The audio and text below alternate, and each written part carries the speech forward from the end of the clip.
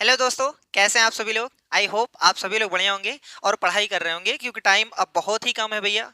गिनती के आप गिन सकते हो कितना टाइम बचा हुआ है। सब्जेक्ट गिन लो और गिनती इसकी गिन लो दिन की कि कितने डेज बचे हुए हैं। अगर आप डिवाइड करेंगे ना तो ज़्यादा से ज़्यादा एक सब्जेक्ट के लिए ज़्यादा से ज़्यादा 7 और 8 डेज बचेंगे। ठीक है, मतलब ज़्यादा से ज़्यादा 8-10 दिन बचेगा, उससे ज़्यादा तो नहीं बचेगा। तो 8-10 दिन में किसी सब्जेक्ट को मजबूत करना ये तो बहुत टेढ़ी खीर है ना भैया। तो इसलिए अब पढ़ाई में लग जाइए, तभी आपका सीटेट जो है वो पास हो पाओगे, नहीं तो बहुत दिक्कत होगी, बहुत ज़्यादा दिक्कत होगी। देखो, कुछ लोग पास तो होने के लिए पूरी मेहनत करते हैं लेकिन फंसते कहाँ पे हैं, वही 70 से लेकर 80 के बीच में। या कुछ बहुत ज़्यादा मेहनत कर देते हैं तो वहाँ 90 के बीच में फंस जाते हैं। 70-90 के बीच में मेजॉरिटी लोग फंसे रहते हैं, ज़्यादा से ज़्यादा लोग वहीं फंसे रहते हैं। 70 नंबर लाना तो बहुत आसान है क्योंकि 70 जानते हो क्या होता है ना। ठीक है, तो 70 तो बहुत आसान है लेकिन 70+ लाना ये थोड़ा सा टेढ़ी खीर है। और जितने लोग ज्यादा मेहनत करते हैं वो तो हाई जंप करते ही हैं। तो इसलिए मेहनत अगर नहीं करोगे तो फिर वही 70 तक रह जाओगे, यानी 70 समझ रहे हो क्या होता है। ठीक है, तो चलिए शुरुआत करते हैं आज की इस वीडियो की, जिसमें हम लोग पढ़ने वाले हैं रेशियो एंड प्रपोर्शन। एक छोटा सा टॉपिक है, इस टॉपिक से एक क्वेश्चन आपके एग्जाम में जरूर पूछा जाता है। ठीक है, बहुत ही आसान, बहुत ही हलवा टाइप का क्वेश्चन है ये, इसमें जितने भी रहेंगे। और ये टॉपिक ही बहुत ही आसान है भैया, एकदम हलवा टॉपिक है। तो आसानी से खुशी खुशी हम लोग सीखेंगे और खुशी खुशी उसका क्वेश्चन भी करेंगे। ठीक है, तो चलिए शुरुआत करते हैं इस वीडियो की। देखो, अनुपात और समानुपात हम लोग दोनों पढ़ेंगे। सबसे पहले अनुपात का भंडाफोड़ करते हैं, उसके बाद समानुपात क्या होता है उसको देखेंगे। ठीक है, तो चलिए देखते हैं। सबसे पहले हम लोग समझते हैं रेशियो होता क्या है। रेशियो के डिफिनेशन पे अगर जाओगे तो चलो हम डिफिनेशन लिख देते हैं। डिफिनेशन पे जाना नहीं है वैसे, बस हम समझा देंगे पूरा। फिलहाल लिख देते हैं क्या, समान इकाइयों वाली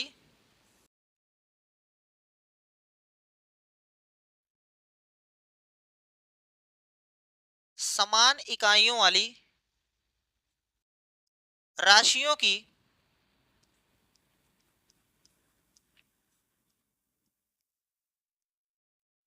भाग द्वारा तुलना करना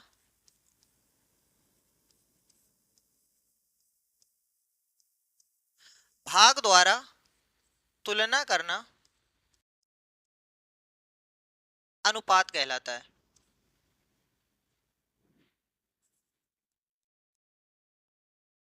ये है इसकी डेफिनेशन।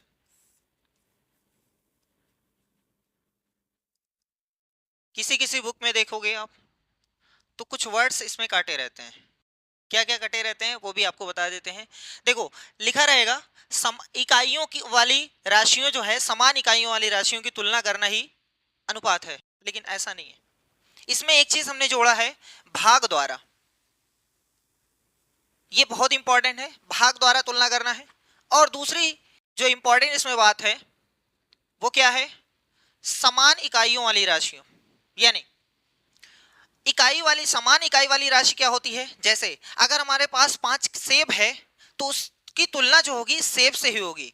सेब की तुलना केला से नहीं हो सकती है। ठीक है, केला की तुलना केला से होगी, आम की तुलना आम से होगी, अंगूर की तुलना अंगूर से होगी। अब कोई ये कह दे कि भैया हमारे पास तो बहुत तगड़ा तगड़ा सेब है ना, और वो कह दे कि हमारे पास बहुत तगड़े तगड़े केले हैं, अरे ये कौन सी तुलना है भाई।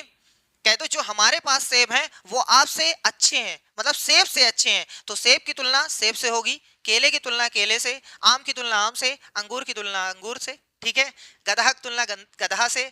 और मैथ में क्या है, सेंटीमीटर की तुलना सेंटीमीटर से, ग्राम की तुलना ग्राम से, किलोग्राम की तुलना किलोग्राम से, मीटर की तुलना मीटर से, किलोमीटर की तुलना किलोमीटर से। ये चीज है। ठीक है, दूसरी चीज यहाँ पे ये लिखा हुआ है कि भाग द्वारा तुलना। देखो, तुलना दो तरीके की होती है। जैसे देखो, हम एग्जांपल में लेते हैं, मान लो अगर किसी के पास कोई भी चीज 100 है, कोई भी चीज है, चलो 100 सेब मान लेते हैं, और एक आदमी के पास 70 सेब है। तो एक तुलना ये हो गई कि हम बता सकते हैं कि सर जी 700 लिख दिए हैं, अरे भगवान ये क्या हो जाता है, बोल रहे हैं 70 और लिख रहे हैं 700। देखो, एक तुलना ये हो गई कि हम ये देख करके बता सकते हैं सर जी ये जो ए के पास है ना, के पास बी से 30 सेब ज्यादा है, वहीं अगर बी से आप देखोगे तो बी के पास ए से 30 सेब कम है। इसके पास कम है, इसके पास ज्यादा है, इसके पास कितना ज्यादा है तो घटा के आप चेक कर सकते हो कि 100 में से 70 निकाल दो, 30 बचेगा। इसका मतलब 30 सेब इसके पास ज्यादा है, 30 सेब इसके पास कम है। तो एक तुलना घटाने पर होती है, घटा करके देखा जाते हैं, है ना, जैसे ये कितना ज्यादा है, ये कितना कम है। लेकिन एक तुलना ये होती है, जैसे मान लो कि ए के पास और बी के पास, इसके पास जो है वो 100 सेब है और इसके पास सिर्फ 20 सेब है। तो एक तुलना तो आपने देख लिया घटा करके, और एक तुलना भाग द्वारा होती है। जैसे देखो, अगर हम 100 में 20 से भाग दे दें, अगर हम 100 में 20 से भाग दे दें तो ये 0 0 कट गया, ये यहां से कट गया, ये यहां से 5 आ गया। इसका मतलब ये हुआ, इसका मतलब कि ए के पास बी से 5 गुना सेब है, ए के पास बी से 5 गुना सेब है। समझ में आ रहा है? भाग देकर के पता चला उत्तर 5 आया ना। इसलिए देखो, अगर इसके पास 1 सेब है तो इसके पास 5 सेब है। इसका मतलब ए के पास बी से 5 गुना सेब है।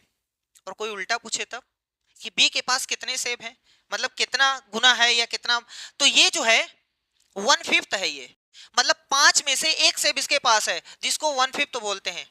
ठीक है, समझ में आ रहा है? तो ये वाली तुलना को हम लोग अनुपात बोलते हैं। जब कभी भाग द्वारा तुलना किया जाता है, देखो 100 है 20 है, यानी इसके पास 5 गुना है, सही है ना। तो यहां पर भी अंतर निकाल सकते हैं कि 80 सेब ज्यादा है, लेकिन वो वाली तुलना हमें नहीं करना है। अनुपात में हमें हमेशा भाग द्वारा तुलना करनी है। समझ में आ गया? ये चीज बहुत बेसिक है, लेकिन बताया नहीं जाता है, क्योंकि पता ही नहीं रहता है कि तुलना दो तरीके की होती है। बस खाली सीखे रहते हैं कि हाँ ऐसे भी तुलना की जा सकती है, ऐसे भी। लेकिन बुकों में बहुत कम मिलेगा कि तुलना दो तरीके से होती है, एक भाग द्वारा, एक घटाव द्वारा, एक अंतर द्वारा, एक भाग द्वारा। सही है? तो ये हमने अंतर का आपका बता दिया, ये आपका भाग द्वारा। कहा है समान इकाइयों वाली राशियों की भाग द्वारा तुलना करना अनुपात कहलाता है। समझ में आ रहा है? यानी अगर गधा का अनुपात गधा से निकलेगा, सही है। जैसे अब मान लो एग्जाम्पल में, सर जी 100 सेब है और इधर जो है वो 20 सेब है, इसका अनुपात कैसे निकालेंगे? तो 100 ऊपर 20 नीचे। अगर ऊपर हम सेब लिख दें और नीचे भी सेब लिख दें तो सबसे पहले सेब और सेब कट जाएगा, सबसे पहले सेब और सेब कट जाएगा। इसलिए हमारा जो आंसर आएगा, अभी फिलहाल के लिए कुछ देर के लिए मान लो कि 100/20 आ रहा है, 100/20, सही है। इसमें सेब गधा घोड़ा जो भी था वो अगर ऊपर है नीचे भी वही रहेगा, कट जाएगा, कट जाएगा, हमेशा कट जाएगा। इसलिए जो हमारा आंसर आ रहा है वो 100/20 आ रहा है। इसी बटे को हम लोग अनुपात के निशान द्वारा लिख सकते हैं। ये अनुपात का निशान है भैया, 2 बिंदु, ठीक है। और नीचे कितना था? 20। तो जो पहले है उसको पहले लिखेंगे, जो बाद में है उसको बाद में लिखेंगे, सही है। अब यहां पर एक चीज इंपॉर्टेंट है कि अनुपात में कोई इकाई नहीं होती है, अनुपात में कोई इकाई नहीं होती है। समान इकाई थी, लेकिन आंसर के अनुपात में जो आएगा वो कभी भी उसके पास यूनिट नहीं रहेगी, इकाई नहीं रहेगी। क्यों नहीं रहेगी? क्योंकि जो यूनिट ऊपर है वही यूनिट नीचे है और दोनों शहीद हो जाएंगे, हमेशा शहीद हो जाएंगे, हमेशा। अरे भैया जब दोनों मैच करेगा तभी तो तुलना हम कर सकते हैं। अगर ऊपर घोड़ा लिखा है नीचे गधा लिखा, कट ही नहीं सकता है, यानी अनुपात ही नहीं निकल सकता है, सही है। तुलना ही नहीं की जा सकती है। इसलिए जब दोनों बराबर रहेंगे तो हमेशा कट जाएंगे, और हमेशा कटने की वजह से यहां पर कुछ बचेगा नहीं। इसीलिए आपको बताया जाता है कि अनुपात के पास कोई भी इकाई नहीं होती है। कभी भी आप ऐसा नहीं बोल सकते हैं कि 100/20 सेब, ऐसा कुछ भी नहीं। ना किलोग्राम, ना मीटर, ना सेंटीमीटर, ना किलोमीटर, कुछ भी नहीं बोलेंगे, ठीक है। अनुपात हमेशा जो भी दो नंबर रहेगा, 100/20 या 20/100 या 10/15, कुछ भी रहेगा वही बोला जाएगा, उसके साथ में यूनिट नहीं बोलेंगे। ये इंपॉर्टेंट चीज है, याद कर लीजिएगा, ठीक। दूसरी चीज, जब भी अनुपात हम लिखेंगे तो हमेशा सिंपलेस्ट फॉर्म में लिखेंगे। सिंपलेस्ट फॉर्म का मतलब ये होता है कि जब तक ये कट रहा है तब तक काटते रहो, जब तक कट रहा है तब तक काटना है, ठीक है। समझ में आ रहा है? जैसे देखो, इसीलिए हमने कहा था कुछ देर के लिए मान लेते हैं इसको, अब इरेज करते हैं, ठीक है। क्यों इरेज कर दिए क्योंकि भैया जी ये कट रहा है। देखो सबसे पहले ये 0 से 0 शहीद हो गया, 2 का पहाड़ा 1 बार, 2 का पहाड़ा 5 बार।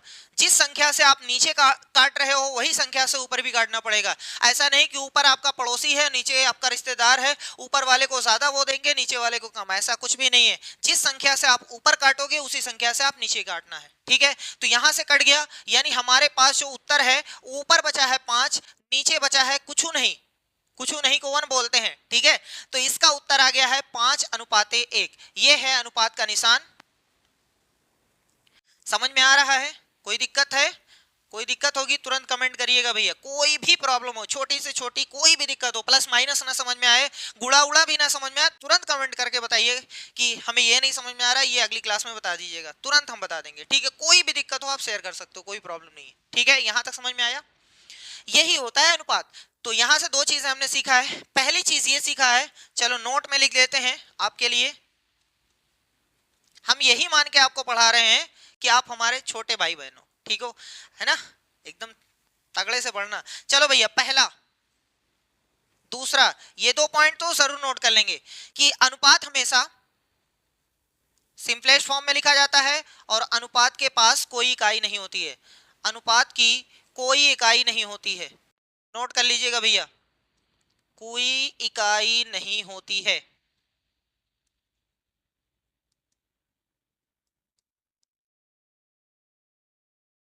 अनुपात हमेशा सिंपलेस्ट फॉर्म यानी सरलतम रूप में लिखा जाएगा, सरलतम रूप में होना चाहिए। ये दोनों चीजें आप जल्दी से कहीं गोद लीजिएगा, ठीक है।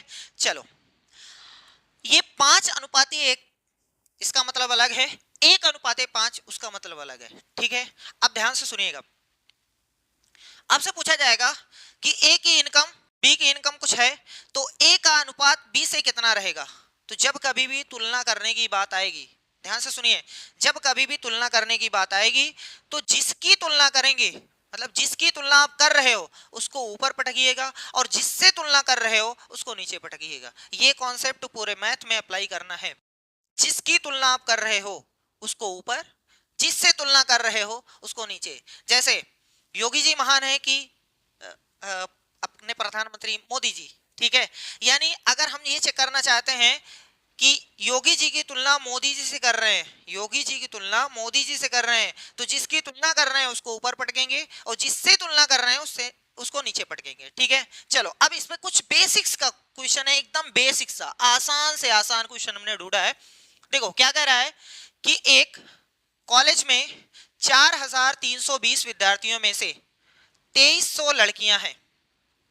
विद्यार्थियां दोनों होंगे, लड़कियां भी होंगे लड़के भी होंगे। अनुपात ज्ञात करना है। तो ये है टोटल विद्यार्थी और ये है लड़कियों की संख्या। लड़कों की संख्या सबसे पहले निकाल लेते हैं, नंबर ऑफ बॉयज। बॉयज कितने हो जाएंगे, तो इतने में से इतना माइनस करेंगे, 4320 है, 2300 माइनस हो गया तो 2020 बचेगा। अब माइनस करिएगा, सही है 2020 इतने लड़के हैं। वहीं अगर आप गर्ल्स की बात करें तो 2300 हैं, सही है। और टोटल की अगर बात करेंगे तो ये कितने हैं, 4320, सही है। अब देखो अनुपात निकालना है, अनुपात ज्ञात कीजिए। पहला वाला क्वेश्चन है, पहला वाला सेक्शन है, कह रहा है लड़कियों की संख्या और कुल विद्यार्थियों की संख्या का, मतलब ऊपर क्या होना चाहिए, लड़कियों की संख्या और नीचे क्या होना चाहिए, कुल विद्यार्थियों की संख्या। तो पहला वाला ऑप्शन देखो, पहला वाला क्वेश्चन देखो, लड़कियों की संख्या कितनी है 2300 और नीचे कितना है कुल विद्यार्थियों की संख्या, कुल कितने हैं 4320। अगर ये कट रहा है तो काट दीजिए, नहीं कट रहा है तो आंसर बता दीजिए इतना अनुपात। सबसे पहले 0 0 शहीद हो गया, देखो यहाँ 0 है यहाँ 2 है, इसका मतलब 2 से जरूर कटेगा। चलो 2 से काटते हैं, 2 का पहाड़ा 1 बार, 3 में 1 बार जाएगा, 1 हासिल, 2 पंजे 10, नीचे आ जाओ 2 दूनी 4, यहाँ 1 बार इतना आ गया, ऊपर 115 नीचे 216। ये देखो 5 से कट रहा है लेकिन ये 5 से नहीं कट रहा है, ये देखो 3 से कट रहा है लेकिन ये 3 से नहीं कट रहा है। नहीं समझ में आ रहा है छोड़ दो, नहीं समझ में आ रहा है छोड़ दो, खत्म। तो हमारा आंसर हो गया 115 अनुपात में है 216। ये फाइनल आंसर है। समझ में आ रहा है? चलो अगला वाला क्वेश्चन देखते हैं। लड़कों की संख्या और लड़कियों की संख्या, दूसरा वाला यहां पे कर देते हैं। सबसे पहले लड़कों की संख्या, लड़कों की संख्या कितना है? 2020 है। नीचे लड़कियों की संख्या 2300 है। सही भैया? ये 10 शहीद हो गया, 2 से कट रहा है, यहां से 101 आ गया, यहां से 115 आ गया, ऊपर 101 नीचे 115, बस काम खत्म। 101 अनुपाते 115, जो ऊपर है वो पहले, जो नीचे है वो बाद में लिखना है। ठीक है, चलो तीसरा वाला देखते हैं। लड़कों की संख्या और कुल विद्यार्थियों की संख्या, तीसरा वाला देखते हैं। लड़कों की संख्या कितनी है भैया? 2020। कुल विद्यार्थियों की संख्या इतनी। 0 से 0 शहीद हो गया। ऐसा ना करिएगा कि 2 से 2 शहीद हो गया, चाइना वाले आपको जेसीबी लगवा के उठवाएंगे। ऐसा ना करिएगा भैया, इतने तगड़े आप वैज्ञानिक ना बनिएगा कि 2 से 2 काट दें फिर उसके बाद 0 से 0। ऐसा नहीं होता है। अगर लास्ट में 0 है तब 0 से 0 कटेगा। ठीक है, चलो यहां से 2 से काटते हैं। यहाँ 1, यहाँ इतना आ गया, यहाँ 2, यहाँ 1, यहाँ 6। ऊपर जो है वो 101 है, नहीं कटेगा। ये 2 3 किसी से कट सकता है लेकिन ये नहीं कटेगा, इसलिए हमारा फाइनल आंसर हो गया 101 अनुपात में है 216। ये है फाइनल आंसर। तो ये तीनों सेक्शन आपके पल्ले पड़ा, कोई दिक्कत तो नहीं है। चलो इसी पर थोड़ा सा और प्रैक्टिस करते हैं। एक और क्वेश्चन लेते हैं इसी पर, बहुत ही आसान ये भी है। कह रहे हैं कि एक विद्यालय के 1800 विद्यार्थियों में से 750 ने बास्केटबॉल, 750 इसमें बास्केटबॉल खेल रहे हैं, 800 ने क्रिकेट और शेष ने टेबल टेनिस खेलना पसंद किया। देखो ये बास्केटबॉल का तो लिखा है, क्रिकेट का भी लिखा है, हमें टेबल टेनिस का लिखना है। तो टेनिस का हम लिख देते हैं भैया।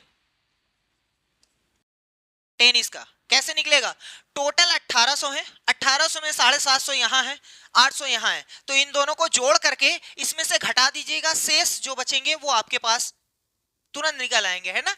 1800 में अगर पहले 8 निकालते तो 1000 बचा, 1000 में से 750 निकालते हैं तो 250 बचा। एक तरीका ये है कि दोनों को आप बारी बारी करके घटा सकते हो, और एक तरीका ये है कि पहले दोनों को जोड़ लो, डायरेक्ट घटा दो, है ना भैया। यहाँ से 7 8 15 15 50 है, 1800 में माइनस करोगे 250 आंसर आ जाएगा। ठीक है, सब आपके पास, सब आपके सामने डेटा रखा हुआ है।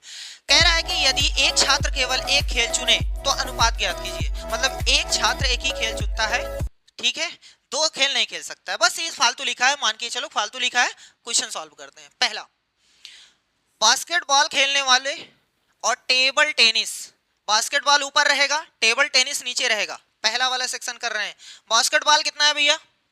750, 750 ऊपर रहेगा, और नीचे टेबल टेनिस अभी निकाले हैं 250। भैया 0 से 0 गया तेल लेने, 5 से 5 गया तेल लेने।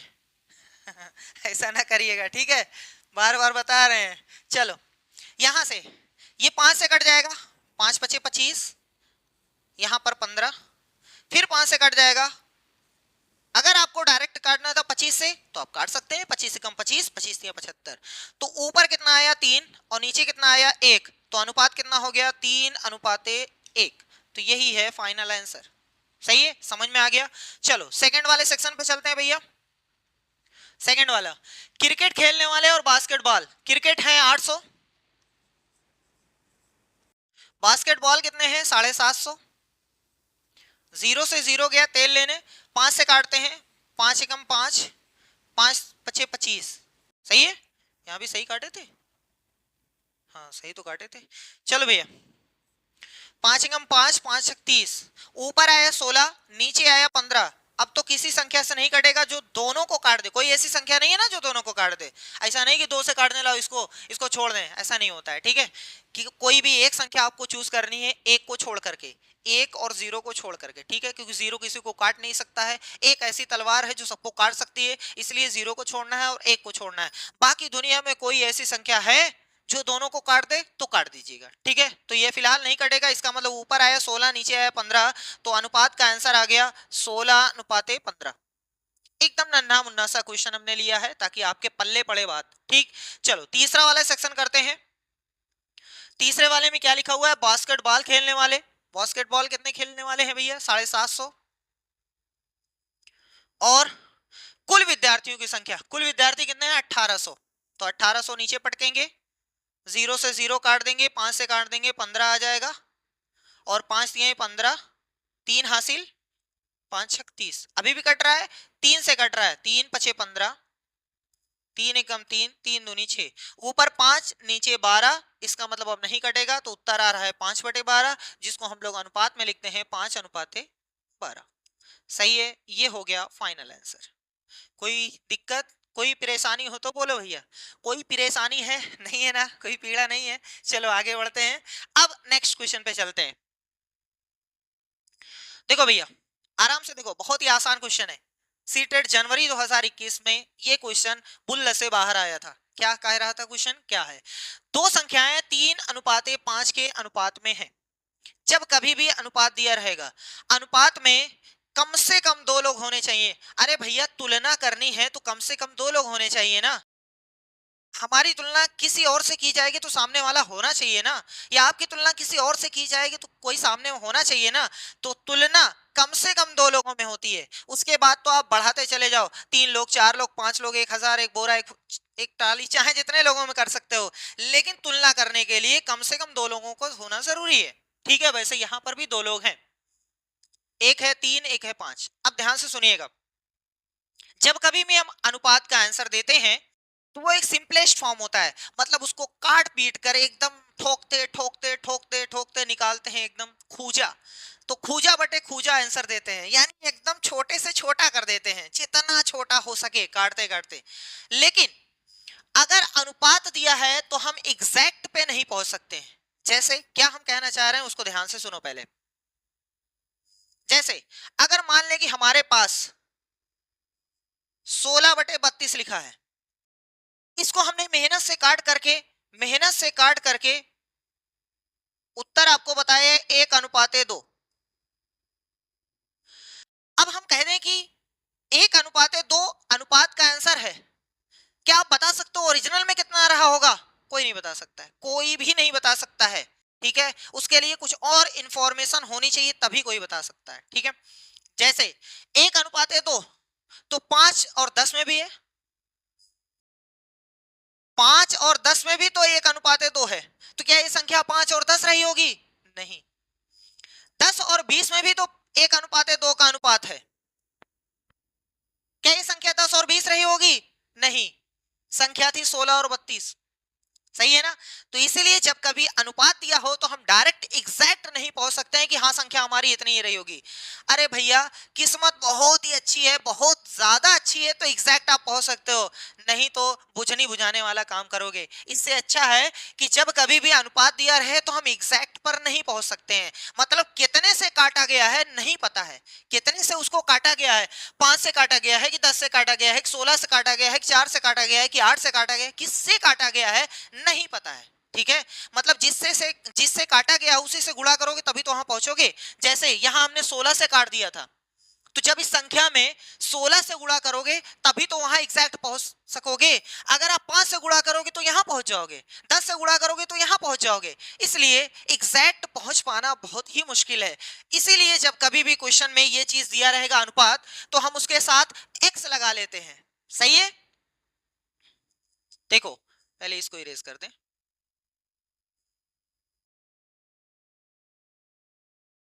हमारे पास जो अनुपात है वो 3:5 है। तो क्या हमें पता है कितने से काटा गया था, उसको कितने से काटा पीटा गया है? नहीं पता है ना, नहीं पता है। अगर किसी को पता होता कि सर 4 से काटा गया है तो 4 से गुणा कर दो पहुंच जाओगे, 5 से काटा गया है तो 5 से गुणा कर दो पहुंच जाओगे। लेकिन आपको पता ही नहीं है किस संख्या से काटा गया है, तो इसीलिए उस संख्या को हम मान लेते हैं कि वो x है, या x y z फलाने ढिमाके m n कुछ भी मान सकते हो आप, गधा घोड़ा कुछ भी मान सकते हो। तो इसीलिए जब कभी भी अनुपात दिया रहता है तो उसके साथ में हमेशा जब मानते हैं तो इसके साथ में ठोक देते हैं 3x। सही है, x का मतलब जिससे हमने काटा था उसी से हमने यहां गुणा कर दिया। अब कोई कहेगा सर जी आपको पता था कितने से, अरे भैया नहीं पता है कि किससे कटा था, इसीलिए तो हमने x लिखा है। अगर पता होता तो हम वही उतना लिख देते कि 3 गुणे 4 3 गुणे 5, ठीक है। इसीलिए x ठोक यहाँ दिया जाता है, क्योंकि पता नहीं कितने से काटा गया था, उतने से हम यहाँ गुणा कर दे रहे हैं। तो पहली संख्या 3 हो जाए, 3x लिखेंगे और दूसरी संख्या लिखेंगे 5x। आई होप आपको समझ में आ गया होगा कि क्यों x ठोका जाता है। सही है। x के साथ में आप कुछ भी लिख, सॉरी x के प्लेस पर आप कुछ भी ठोक सकते हो, Y Z M N O P A B C D, A से जेड तक कुछ भी ठोक दो, गधा घोड़ा फलाने ढिकमक, जो भी आपको यहाँ लिखना है, लेकिन एक्स अच्छा लगता है इसलिए, है ना, क्योंकि एक्स सबको अच्छा लगता है। चलो आगे देखो, 3x और 5x ये दो संख्याएं हैं, कह रहा है कि अनुपात में है। यदि प्रत्येक संख्या में, मतलब हर संख्या में 12 जोड़ा जाए तो यह अनुपात 5:7 हो जाता है। ये संख्या है, ये पहली संख्या है, ये दूसरी संख्या है। कह रहा है कि अगर दोनों संख्याओं में 12 जोड़ दिया जाए, तो चलो ये पहली संख्या है, इसमें हमने क्या कर दिया, 12 जोड़ दिया। ये दूसरी संख्या है, इसमें हमने क्या किया, 12 जोड़ दिया। तो कह रहा है तो ये अनुपात, मतलब ये जो अब पहली संख्या बन रही है, दूसरी संख्या बन रही है, इसका अनुपात जो है वो कितना हो जाता है, 5:7 हो जाता है। मतलब इसका मान जो हो रहा है वो 5:7 हो जा रहा है। तो भैया हम अनुपात ऐसे नहीं लिखते हैं, जब बटे में इधर लिख चुके हैं ना, तो इधर भी हम कितना लिखेंगे, बटे में ही लिखेंगे। सही है, बस हो गया। इसको तिर्यक गुणा करके x का मान निकाल लो, काम खत्म। चलो चलते हैं, नीचे वाले का ऊपर सब में गुणा करेंगे और नीचे वाले का ऊपर इधर सब में गुणा करेंगे। 7 का गुणा 3 में तो 21 हो गया, और x तो साथ में लगा रहेगा। समझ लो जैसे छोटा बच्चा बाजार गया हमेशा साथ साथ लगे रहेगा, वैसे ही 7 का गुणा 12 में तो 12 सते होता है 84, बीच में बराबर है तो बराबर ठोकिएगा, ठीक है। इसका गुणा दोनों में होगा तो 5 का 5 में तो हो गया 25, और छोटा बच्चा बाजार गया है तो इसको भी साथ ले चलो। इस 12 का 5 में गुणा करना है तो 12 पंजे 60 हो गया। सही है। अब ये जो x है ना, इधर भी है इधर भी है, ऐसा करो सभी जितने x हैं सबको एक तरफ कर लो, नंबर एक तरफ कर दो। तो हम इस x को इधर बुला रहे हैं और इस नंबर को उधर भेज रहे हैं, ठीक है। ये जा रहा है इधर और ये आ रहा है इधर। तो पहले से क्या है, 21x, ये प्लस का 25 है, इधर आएगा माइनस का 25x हो जाएगा, और बराबर में पहले से 60 है और इधर आ रहा है माइनस का 84।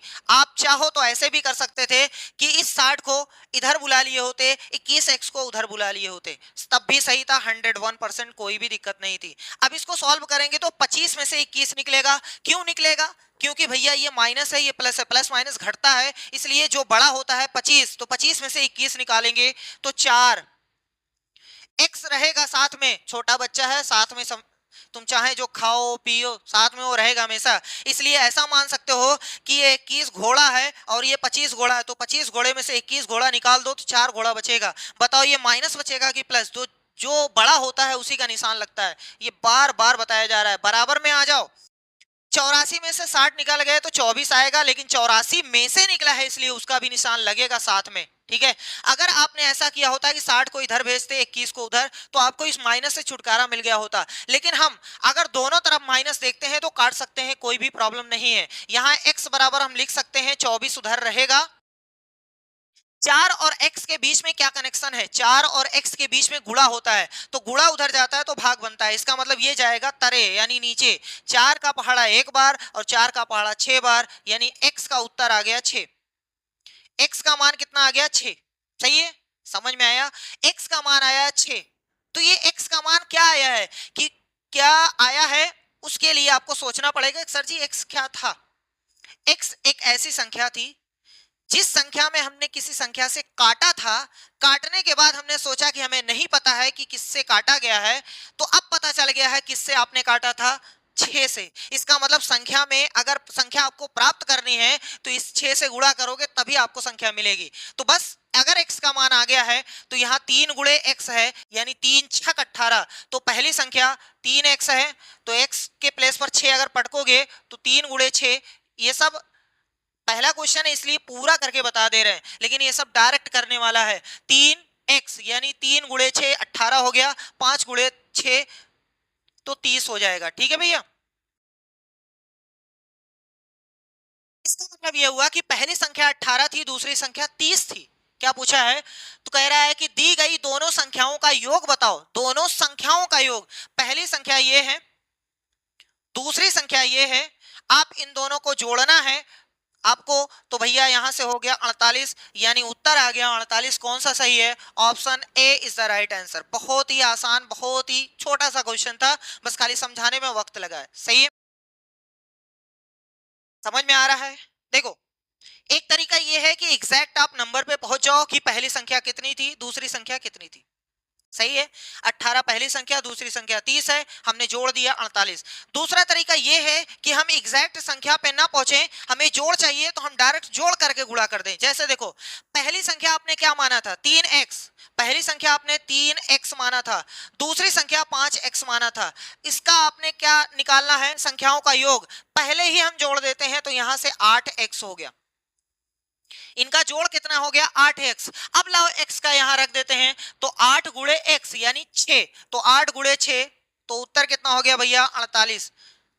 समझ में आ रहा है? दोनों तरीके से आपको समझ में आया। पहला तरीका यह है कि आप पहले संख्या निकाल लो, पहली संख्या कितनी है, दूसरी संख्या कितनी है, तीसरी संख्या कितनी है, चौथी संख्या, चारों संख्या आप निकाल लो, जितनी भी संख्या है सब निकाल लो। ठीक, उसके बाद जो बोले है वो कर दो। और दूसरा तरीका यह है कि जो बोला है पहले उसको कर दो, जब x का आंसर आ जाएगा गुणा कर देना, काम खत्म।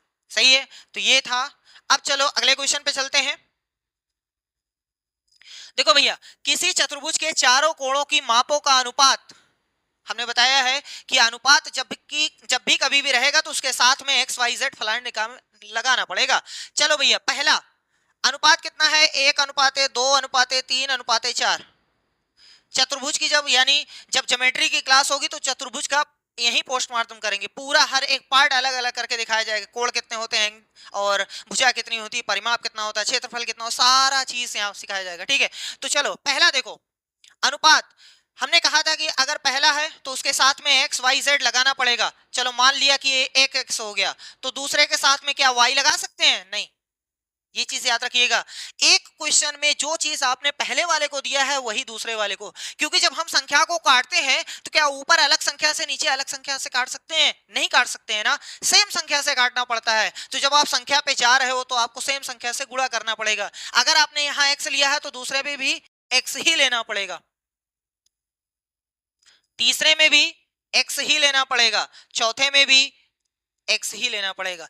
अगर आपने यहां चेंज किया y तो सब में y, अगर यहां z तो सब में z, यहां m तो सब में n। ठीक है, समझ में आ रहा है? ये पहला एंगल है, पहला कोण है, ये दूसरा कोण है, ये तीसरा कोण है, ये चौथा कोण है। कह रहा है कि न्यूनतम कोण की माप क्या होगी? सबसे छोटवार एंगल का माप बताओ, सबसे छोटे से छोटा एंगल जो है।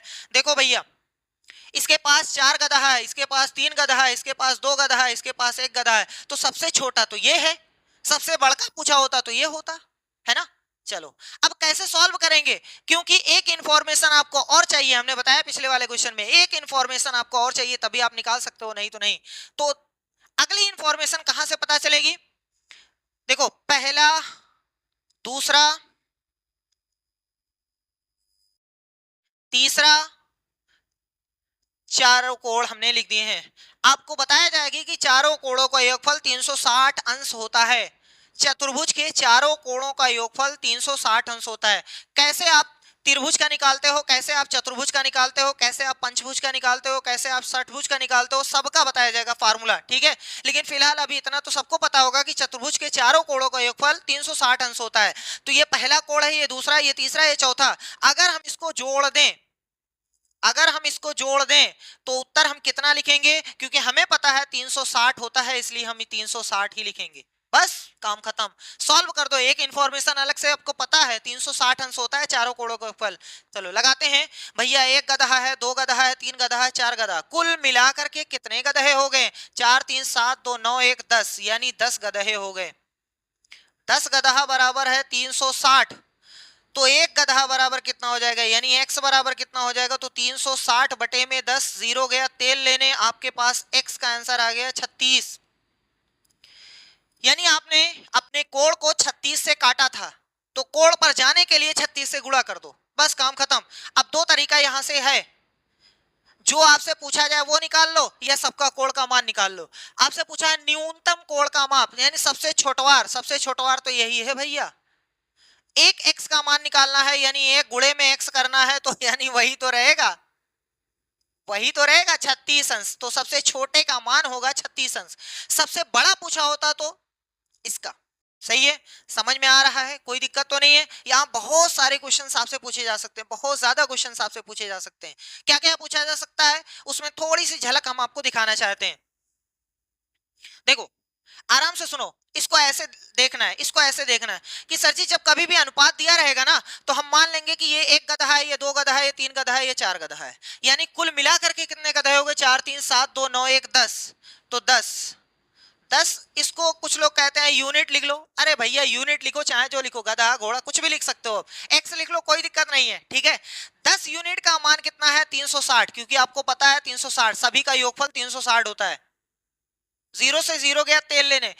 अरे सर जी ये कैसे काट दिए हैं? अरे भैया ये 10 नीचे जाएगा तो कट ही जाएगा ना। इसका मतलब ये हुआ कि एक यूनिट का मान सबसे ज्यादा इंपॉर्टेंट है, एक यूनिट का मान निकालना सबसे ज्यादा इंपॉर्टेंट है। अगर एक यूनिट का मान आपको पता चल जाए क्वेश्चन में, तो जो भी आप पूछना चाहते हो सब निकल जाएगा। एक यूनिट का मान समझ लो कि एक ऐसी चाबी है जो मास्टर की है, सभी तालों को खोल देती है। चलो भैया देखो, एक यूनिट का मान 36 है। अगर आपसे पूछे कि छोटा एंगल बताओ, सबसे छोटा, तो एक का मान बताना, तो एक का मान 36, यानी सबसे छोटे का मान 36। अगर कोई आपसे पूछे सबसे बड़े का मान पूछो, सबसे बड़े का मान बताओ, तो 4 से गुणा करना, 36 चौका 144, यानी 144 बड़ा हो जाएगा। अगर कोई आपसे पूछे कि सबसे छोटे और सबसे बड़े का उत्तर कितना होगा, तो पहले का 36, दूसरे का 144। अगर कोई आपसे पूछे कि सबसे छोटे और सबसे बड़े का योगफल कितना होगा, योगफल, तो पहले ही जोड़ दिया करो, पहले ही जोड़ दो। 4 और 1 कितना हो गया भैया? 4 और 1 कितना हो गया? 5। सही है, तो पहले आपको 1 का मान पता है तो 5 का मान निकालना है, तो 36 पंजे 180 होता है, काम खत्म। अगर कोई आपसे पूछे कि इन दोनों का अंतर बताओ, इन दोनों का अंतर बताओ, तो 4 में से 1 गए 3, 4 में से 1 गए 3, तो 36 तिया 108 होता है। यहीं से सारा भंडाफोड़ हो जाएगा। सही है, समझ में आ रहा है, कोई प्रॉब्लम तो नहीं है ना। चलो अगले क्वेश्चन पे चलते हैं। ये क्वेश्चन है,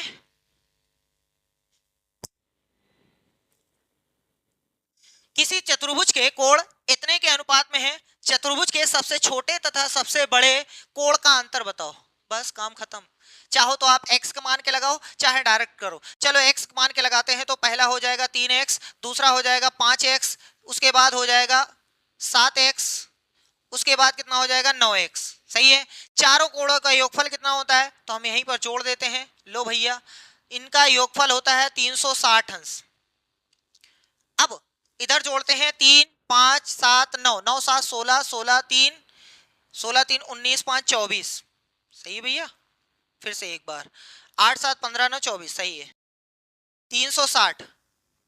चाहे आप यहीं काट दो 12 से, चाहे उधर लेके जाके काटो। अगर हम यहां से काटेंगे, चलो एक बार और समझा देंगे उसके बाद काटेंगे। 360 बटे में है 24, कितने से कट जा रहा है भैया? कितने से कट जा रहा है? तो काट दो, 12 से कट रहा है। 12 तिहाई 36, 0 साथ में 12 दूनी 24, ये गया तेल लेने, आ गया 15।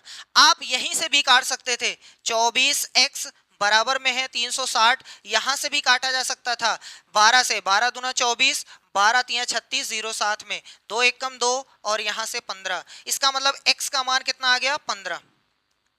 जब x का मान आ गया है, इसमें गुणा करोगे पहला वाला, इसमें गुणा करोगे दूसरा वाला, इसमें गुणा करोगे तीसरा वाला, इसमें गुणा करोगे चौथा वाला। अगर आपसे चारों एंगल का मान पूछे तो अलग अलग से गुणा कर देंगे। सही है, लेकिन आपसे क्या पूछा गया है?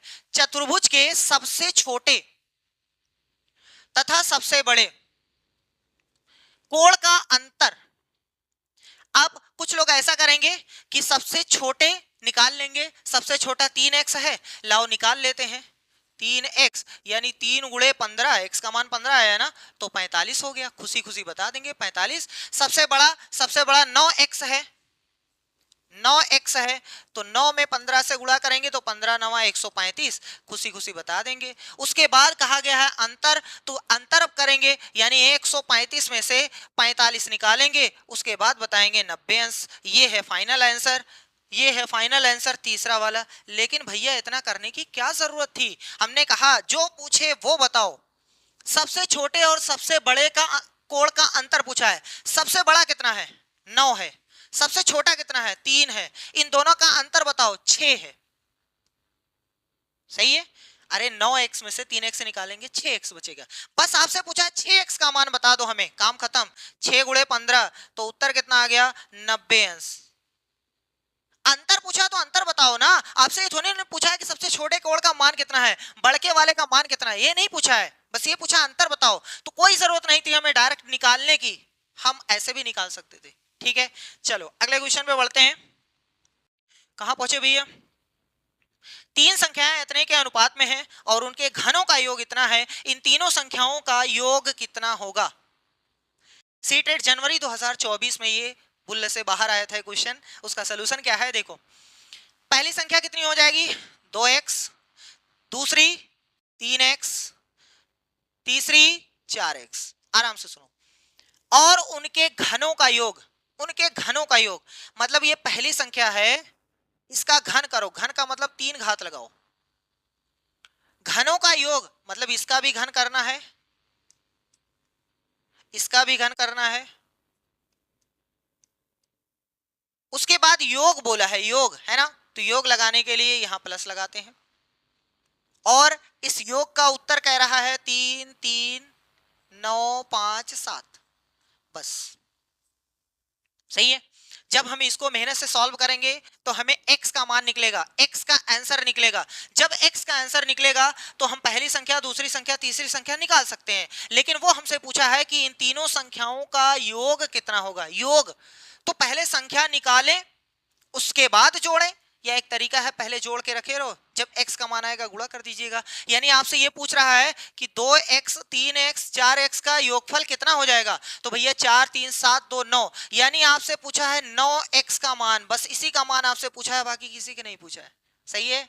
तो जब x का मान आएगा इसी में गुणा कर दीजिएगा उत्तर।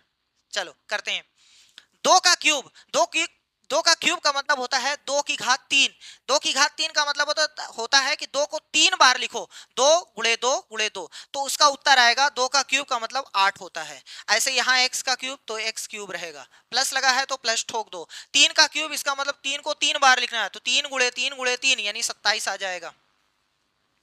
x का भी क्यूब करना है तो ये x क्यूब आएगा। 4 का क्यूब होता है 64, यानी 4 गुणे 4 गुणे 4, यहां से इतना बराबर में है 3 3 9 5 7। क्लियर है यहां तक? अगर ये कोई चीज है तो ये भी वही चीज है, ये भी वही चीज है, तो तीनों आपस में जुड़ जाएंगे। कुल मिला के कितना हो जाएगा भैया 27 और 8 35 होता है, 35 में 64 जोड़ेंगे तो 99 हो जाएगा, 99x क्यूब। वहां x जुड़ा था तो x आया, यहां x क्यूब जुड़ रहा है तो x क्यूब आएगा। 3 3 9 5 7, आपको पता है ये 3 से कटेगी, 11 से कटेगी, 9 से कटेगी, तो ये भी उसी संख्या से कटेगा। डायरेक्ट आप चाहो 99 से काट दो, कोई दिक्कत नहीं है। चलो x क्यूब बराबर 3 3 9 5 7 और बटे में आ जाए ये लिखा हुआ है 99, तो ये कट रहा है 11 से, काट देते हैं, 11 9 99, 11 3 33। अब आपके पास 33 तक का कट गया है, आपके पास सिर्फ 9 बचा, पहाड़ा नहीं जाएगा तो 0 बढ़ाओ, 95 हो गया, 11 8 88, अभी 7 हासिल, 11 77, सही है। 9 से काट देते हैं, 9 एकम 9, 9 त्रिक 27 हासिल 3 38, 9 चौक 36 और 9 त्रिक 27, यानी आपके पास जो आंसर आ रहा है x का वो x क्यूब अभी आया है 343, सही है 343, सही है, यहां तक समझ में आ रहा है। चलो भैया x क्यूब है तो यहां से क्यूब रूट बनेगा, यहां छोटा सा पार्ट 3 लिखना जरूरी है, नहीं तो गलत। 343, ये चीज हमें ये बताएगा कि जो चीज 3 बार है गुणे में वही एक बार बाहर आएगा, तो निकालते हैं 343 का पहले गुणनफल। 343 कटेगा किससे, 7 से कटेगा, हाँ 7 से कटेगा, 7 चौक 28, 7 9 63। चलो भैया इसका मतलब ये आया कि x बराबर आया है क्यूब रूट 7 गुणे में 7 गुणे में 7, जो चीज 3 बार है वही एक बार बाहर निकलेगा। ये छोटा सा नन्ना मुन्ना सा 3 यही बताता है, इसका मतलब x का आ गया मान 7, अरे 3 बार यही था ना, तो एक बार बाहर आ गया। कुछ लोग कहेंगे 2 बार कहां गया, 2 बार उसकी हेल्प की है निकालने के लिए, अपनी आहुति दे दिए हैं, बलिदान कर दिए हैं अपने आप को, तभी वो बाहर निकल पाया, नहीं तो निकल ही नहीं पाता। इसका मतलब x का मान आ गया 7, बस बल्ले बल्ले काम खत्म। आपसे पूछा है योगफल यानी 9 गुणे 7, 9 गुणे 7 दिखाई दे रहा है, 9 गुणे x यानी 9 गुणे 7, तो कितना हो गया उत्तर, यहां हमने पटक दिया डायरेक्ट 9 गुणे 7, इसका मतलब हो गया उत्तर 63, काम खत्म। अब कुछ लोग क्या करेंगे कि सर जी रुक जाओ, x का मान 7 आया है ना, लाओ पहल की संख्या निकाल लेते हैं, 2 सते 14, 3 सते 21, 4 सते 28, उसके बाद 14, 21, 28 को जोड़ेंगे, फिर से वही आएगा 63, है ना। तो एक स्मार्ट तरीका ये है, बाकी मेहनत वाला तरीका आप चाहे जो कर सकते हैं। तो ये है सेकंड वाला ऑप्शन। चलो भैया, आई होप आपके पल्ले पड़ रहा होगा। बहुत ही सिंपल सिंपल क्वेश्चन लिए हैं, जो आए हैं, हम अपने पास से नहीं बनाए, जो आए हैं वही कर रहे हैं। कह रहा है कि अनिल, भावना और चारू ने कुल 900 टिकटों को आपस में क्रमशः 6, 5, 4 यानी अनिल का हिस्सा 6 है, भावना का 5 है और चारू का 4 है के अनुपात में बांट लिया। अनिल और भावना को प्राप्त होने वाले टिकटों की संख्या का अंतर बताओ। देखो 3 लोग हैं, अनिल, भावना और चारू, यहां पर अनुपात है 6, 5, 4। क्या जरूरत है एक सूत्र से लगाने की, यूनिट से लगाओ ना। 6, 5, 11, 11, 4, 15 यानी 15 हो गए टोटल, 15 हिस्सा बना है। कितना हिस्सा बना है, 15 हिस्सा। यूनिट लिख रहे हैं, कोई दिक्कत नहीं, आप कुछ भी लिख दो भैया, यूनिट के बजाय कुछ भी लिख दो, कुत्ता लिख दो, गधा लिख दो, कुछ भी लिख दो, जो मर्जी वो लिख दो, ठीक है। तो 15 हिस्से का मान है कितना, क्वेश्चन कह रहा है 6, सॉरी कहां चला गया, 900 टिकट हैं। अब कोई कहेगा सर जी 15 कहां से आया, तो भैया हमने इन सबको जोड़ दिया है, तो जोड़ने पर कितना टिकट आना चाहिए, 900। तो यहां से एक यूनिट का मान निकालो डायरेक्ट, 15 एकम 15, 15 छक्का 90, सही है, और 0 यानी एक यूनिट का मान आ गया है 60। इसका मतलब एक हिस्से में 60 टिकट जाएगा, एक हिस्से में 60 टिकट, 6 इसको हिस्सा मिलेगा, 5 हिस्सा इसको मिलेगा, 4 हिस्सा इसको मिलेगा। क्या आपसे पूछा गया है कि सबका अलग अलग बताओ, नहीं पूछा गया है ना। अगर पूछा होता तो हम 60 से 6 में गुणा करते, अनिल का आता, 5 से गुणा करते, भावना का आता, चारू के लिए 4 से गुणा कर देते, लेकिन ऐसा नहीं पूछा है। हमसे ये पूछा है कि अनिल, भावना को प्राप्त होने वाले टिकटों की संख्या का अंतर बताओ, अनिल और भावना। तो अनिल का हिस्सा इसमें पहला वाला है, ये वाला अनिल का है, और भावना का दूसरा वाला है, इनका अंतर पूछा है। तो 6 और 5 का कितना अंतर होता है, 1 ना, यानी 1 यूनिट का मान आपसे पूछा है, तो 1 यूनिट का मान हम निकाले बैठे हैं, 60, खत्म, कुछ करना ही नहीं, दिमाग लगाना ही नहीं। तो 60 कहाँ है, दूसरे वाले हिस्से में, बस का बात खत्म। अगर वो हमसे पूछा होता दोनों का योगफल बताओ, तो हम पहले यही जोड़ देते, 6, 5 कितना हो गया, 11, बस 11 से इसमें गुणा करते, 11 हिस्से का मान निकालते, 11 छक 66 यानी 660, सही है। अगर उन दोनों का पूछा होता तो वैसे ही भी करते। चलो अगले क्वेश्चन पे चलते हैं भैया। अवयवों ए बी सी के एक मिश्रण में ए बी और सी, ए का 5 है, बी का 6 है, सी का 9 है, के अनुपात में है, तब इस मिश्रण में अवयव बी का प्रतिशत पूछा है, प्रतिशत। इसके बाद जो हम लोग चैप्टर पढ़ेंगे वो प्रतिशत का चैप्टर पढ़ेंगे, बहुत ही इंपॉर्टेंट चैप्टर रहेगा, ठीक है। उससे डायरेक्ट क्वेश्चन तो कभी कभी पूछते हैं, लेकिन उसका यूज हर जगह है। जैसे ये मान लो कि जैसे खाने में की जो वैल्यू नमक की होती है, वही वैल्यू इसकी है, मतलब जो परसेंटेज आएगा, ठीक है। चलो फिलहाल कह रहा है कि 5, 6, 9 के अनुपात में है, तब इस मिश्रण में अवयव बी का प्रतिशत। अच्छा, प्रतिशत टोटल कितना होता है, टोटल 100% होता है। दुनिया में जितनी भी चीजें हैं अपने आप का 100% है, अपने आप का 100% है, ठीक है। वैसे ये मिश्रण अपने आप का 100%, हम अपने आप के 100%। ये ब्लैक बोर्ड, ये ग्रीन बोर्ड, ये डिजिटल बोर्ड, सब अपने आप के 100% होते हैं। वैसे ये मिश्रण भी 100% रहा होगा। तो देखो यहां पर ए का हिस्सा कितना रहेगा, आप चाहो तो 5x, 6x, 9x लिख लो, या डायरेक्ट जोड़ दो, 6, 5, 11, 9, 20, 20 यूनिट या 20 गदहा या 20 कुछ भी आप लिखो, 20 यूनिट का मान है 100%, यही तो टोटल रहेगा। जोड़ने पर इधर 20 आ रहा है और टोटल हमारे पास 100% है। तो किसका पूछा है, बी का बताओ, बी का। तो सबसे पहले इसको यहां से काटते हैं, यहां से इसको काटते हैं, इसका मतलब ये आया 1 यूनिट का मान आया है, 1 यूनिट का मान आया है 5%, 5%, 1 यूनिट का मान है। आपसे किसका पूछा है, बी का। बी का मतलब दूसरका वाला, दूसरका वाला मतलब 6 का पूछा है, तो बस इसमें 6 से गुणा कर दो, तो 6 से गुणा करना है तो कितना हो जाएगा भैया, 6 पंजे 30, काम खत्म। 30% इसका उत्तर आना चाहिए बी वाला। अगर कोई पूछा होता ए का बताओ तो 5 से गुणा करते, और अगर सी का पूछा होता तो 9 से गुणा करते। इसका मतलब कौन सा ऑप्शन सही है? इसका भी सेकंड वाला। अरे भैया कितने का सेकंड वाला? चलो बहुत अच्छी बात है, बहुत अच्छी तरीके से आप समझ रहे हैं। आगे बढ़ते हैं और जल्दी करते हैं, देखते हैं क्या लिखा हुआ है। एक पटाखे बनाने वाली कंपनी में केमिस्ट के, वैसे पटाखे का सीजन है, दीपावली आ रही है तो मेहनत से मनाइएगा, लेकिन थोड़ा सा ध्यान रख करके अपने पड़ोसी का ध्यान जरूर रखिएगा, ठीक है? पड़ोसी में मतलब पड़ोस में क्या हो रहा है उसकी खबर आपको होनी चाहिए। चलो आगे देखो भैया, कंपनी में केमिस्ट के पद पर नियुक्त होने के बाद मीनू को बताया गया कि एक विशिष्ट प्रकार का बारूद बनाने के लिए कार्बन, सल्फर और पोटेशियम, 3 चीजें लगी हैं। पोटेशियम नाइट्रेट है, कार्बन, सल्फर और पोटेशियम नाइट्रेट, ठीक है? ये 3 चीजें लगी हैं जिसका अनुपात ये है, ये कार्बन है, ये सल्फर है, ये पोटेशियम कार्बोनेट है, सॉरी नाइट्रेट है, ठीक है? ये तीनों का अनुपात है, में मिलाया जाता है। उसके बाद यदि इतने किलो बारूद बनाया जाना है, यानी टोटल तीनों को मिलाने के बाद बारूद इतना किलोग्राम है, तो उसके लिए उसे कितना सल्फर लेना चाहिए, यानी सल्फर की मात्रा पूछा है और सभी है ग्राम में, तो इसको भी हमें ग्राम में कन्वर्ट करना पड़ेगा। देखो ध्यान से देखो, 3 2 5 1 6, तो 6 यूनिट का मान, 6 यूनिट का मान कितने किलोग्राम है? 1.2 किलोग्राम है, लेकिन हमारा आंसर ग्राम में है इसलिए हम इसमें 1000 से गुणा करते हैं। जब कभी भी ये वर्ड रहे के का मतलब ही किलो होता है और किलो का मतलब 1000 होता है। कहीं भी किसी भी चीज में अगर किलो लगा है तो इसका मतलब 1000 से गुणा किया गया है। अगर इस के को हटाओगे तो के जाएगा, 1000 आएगा, ठीक है? 1000 से गुणा करना है। जैसे सब्सक्राइबर होते हैं, लाइक्स होती है, के लिखा रहता है ना, के का मतलब 1000 होता है, 1000 होता है। चलो आगे बढ़ते हैं, तो हमारे पास है 1.2, इसमें गुणा करना है 1000 से। अब ये ग्राम बचेगा, ठीक है? चाहे जीएम लिखो चाहे जी लिखो, कोई दिक्कत नहीं है, हमने जी लिखा है, कोई प्रॉब्लम नहीं है।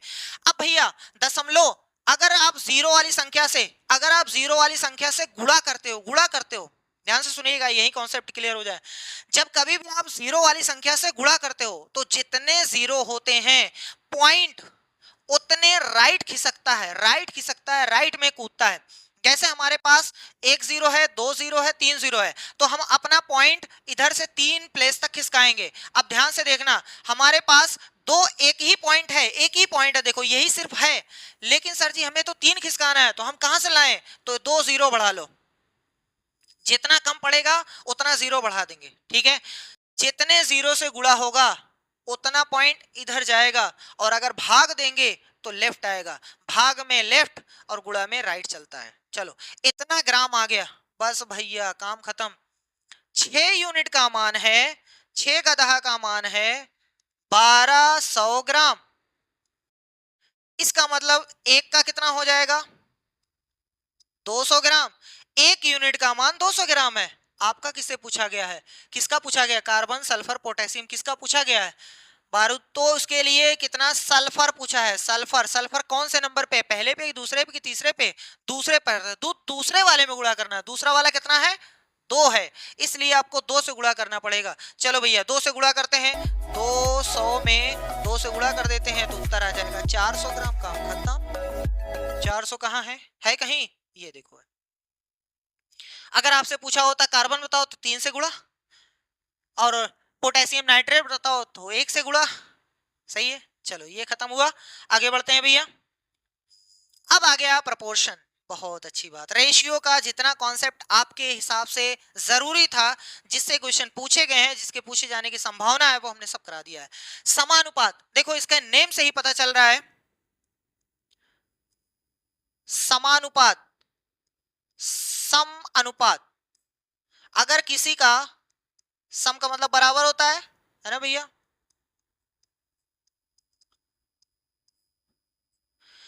अगर दो लोगों का अगर दो अनुपात आपस में बराबर हो, दो अनुपात अगर आपस में बराबर हो तो उसको बोलते हैं समानुपात। जैसे अगर हमारे पास कुछ कह दें कि जैसे, चलो यही बताते हैं, 1:2 लिखा है ना, 1:2, ये भी 1:2 है, बस खाली हमने काटा नहीं है। 5 एकम 5, 5 दूनी 10, सही है? तो इसका मतलब ये भी 1:2 है, ये भी 1:2 है, तो ये दोनों अनुपात आपस में बराबर हैं। इस इसीलिए इसको बोला गया है सम अनुपात यानी समानुपात। ये दोनों अनुपात का मान बराबर है, इसलिए इसको बोला गया समानुपात। बस इतना ही है। अगर दो अनुपात आपस में बराबर हैं तो उनको समानुपात बोलते हैं, और समानुपात का निशान जो होता है वो ऐसे लगता है, एक इसका अनुपात एक इसका अनुपात, दोनों आपस में बराबर है। इसको आप चाहे समानुपात का निशान पढ़ो या फिर बराबर का निशान पढ़ो, तब भी कोई दिक्कत नहीं है, ठीक है। याद रखिएगा हमेशा इसमें चार लोग रहेंगे। जैसे देखो, ये पहला है, ये दूसरा है, ये तीसरा है, ये चौथा है, सही है। चलो भैया इसको और किस तरीके से लिख सकते हैं, मान लो कि इसको ऐसे लिखा गया है, क्या टच हो गया, ए बटे में बी बराबर में सी बटे में डी, सही है। सॉरी, लो, ये वाले को हमने ए लिखा है, इस वाले को बी लिखा है, इस वाले को सी लिखा है, इस वाले को डी लिखा है, ऐसा कोई नंबर है, चार नंबर थे, हमने ऐसे लिख दिया, ठीक, बहुत अच्छी बात है। इस चीज को क्या हम ऐसे लिख सकते हैं, इधर देखो, क्या हम इसको ऐसे लिख सकते हैं, ए अनुपात ए बी, चलो अभी फिलहाल बराबर लगाते हैं, कोई दिक्कत नहीं, लिख सकते हैं भैया। अरे बटे को अनुपात लिख दिए, कौन सी दिक्कत है, कोई दिक्कत नहीं है ना। चलो अब ध्यान से सुनो, इसका नेम क्या होता है। अच्छा सबसे पहले ये भी जान लो कि इसी चीज को आप ऐसे भी लिख सकते हो, नहीं तो कोई कहेगा बताया नहीं गया सर। चलो, हम चाह रहे हैं कि कोई भी चीज आपसे छूटे ना, अगर आपकी निगाह के सामने आ जाए तो आप उसकी धज्जियां उड़ा सको। आप इसी चीज को ऐसे भी लिख सकते हो, ठीक है, यहां ऐसे लगा सकते हो, यहां ऐसे लगाओ, दोनों चीज वही, ठीक। अब ध्यान से सुनना, इसको बोलते हैं प्रथमानुपात, प्रथमानुपात, ठीक, या फिर प्रथम पद बोला जाता है, द्वितीय अनुपात, द्वितीय पद, तृतीय अनुपात, तृतीय पद, चतुर्था अनुपात, चतुर्थ पद। समझ में आ रहा है, हम लिख नहीं रहे, बोल दे रहे हैं। First term first proportional, second term second proportional, third term third proportional, fourth term fourth proportional, ठीक है, समझ में आ गया। अब ध्यान से देखो, यहां पर आपको सर जी पता है, आपको पता है कि एक बटे दो एक अनुपात दो है, अगर हम इसको काट पीट दें तो ये भी एक अनुपात दो है, ये दोनों आपको दिखाई दे रहा है अनुपात बराबर है, अनुपात बराबर है, इसलिए इसको समानुपात बोल दिया गया, बोला गया ना। लेकिन चार नंबर दिए रहेंगे, चार नंबर दिए रहेंगे, चार नंबर दिए रहेंगे, और उसके बाद कहेगा चेक करो समानुपात में है कि नहीं है, चार नंबर दिए रहेंगे और कोई कहेगा कि सर जी चेक करो ये समानुपात में है कि नहीं है, तो बहुत ही आराम से सुकून से देख लो, पहला है, दूसरा है, तीसरा है, चौथा है, हमेशा हमेशा हम गुणा लगाएंगे पहले का चौथे में, पहले का चौथे में गुणा करेंगे और दूसरे का तीसरे में गुणा करेंगे, पहले का चौथे में गुणा करेंगे, दूसरे का तीसरे में गुणा करेंगे, और दोनों का गुणनफल अगर बराबर आता है, अगर बराबर आता है तो उसको हम कह देंगे कि ये चारों संख्याएं जो हैं वो समानुपात में हैं, सही है। फिर से सुनो, चार संख्याएं, जैसे अगर हम कुछ ऐसे ले लेते हैं, मान लेते हैं कि 1 2 6 12 ऐसे ले लिया, पता लगाओ ये चारों संख्याएं समानुपात में हैं कि नहीं है, तो हमने क्या बताया, पहले वाले को चौथे वाले से गुणा करते हैं, यानी प्रथम को फोर्थ वाले से गुणा करते हैं, और दूसरे को तीसरे से गुणा करते हैं, उसके बाद दोनों के गुणनफल को चेक करते हैं क्या दोनों बराबर है, अगर दोनों बराबर हैं तो उनको बोलते हैं समानुपात में है। जैसे देखो, ये पहला है, इस पहले वाले को चौथे में गुणा करेंगे, यानी 1 गुणे 12 तो उत्तर आया 12, अब दूसरे को तीसरे में गुणा करेंगे तो 2 गुणे 6, यहां से आया 12, इसका मतलब इसका मान और इसका मान दोनों का मान बराबर है, इसलिए हम कह देंगे कि सर जी ये चारों जो संख्याएं हैं वो समानुपात में है, सही है। ऐसे यहां पर भी है, ये पहली संख्या है, ये दूसरी संख्या है, तीसरी संख्या है, चौथी संख्या है, आप पहले को चौथे में गुणा करो तो 1 का गुणा 10 में तो 10 आएगा, 2 का गुणा 5 में तो 10 आएगा, सही है। अच्छा कोई कहे कि सर जी ये बताइए आपने पहले को चौथे में क्यों गुणा किया, क्योंकि भैया यहां से आ जाओ, अब ये पहला है, ये दूसरा है, ये तीसरा है, चौथा है, जब बीच में बराबर होता है तो हम कौन सा गुणा करते हैं, तिर्यक गुणा करते हैं, और इस एक का गुणा 10 में होगा, यानी पहले का गुणा चौथे में होगा, होगा ना, इसीलिए कहा जाता है कि पहले का गुणा चौथे में होना चाहिए, दूसरे का गुणा तीसरे में होना चाहिए। तुम जाओ भैया, ये क्या लग गए हो।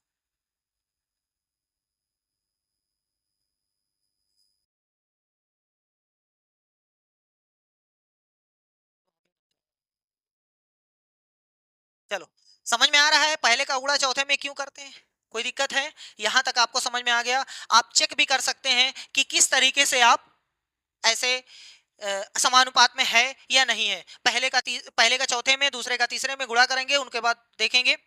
अब ध्यान से सुनिए, पहले दो क्वेश्चन हम प्रैक्टिस करा दे रहे हैं, उसके बाद थोड़ा कॉन्सेप्ट पे आते हैं, कोई दिक्कत तो नहीं होगी।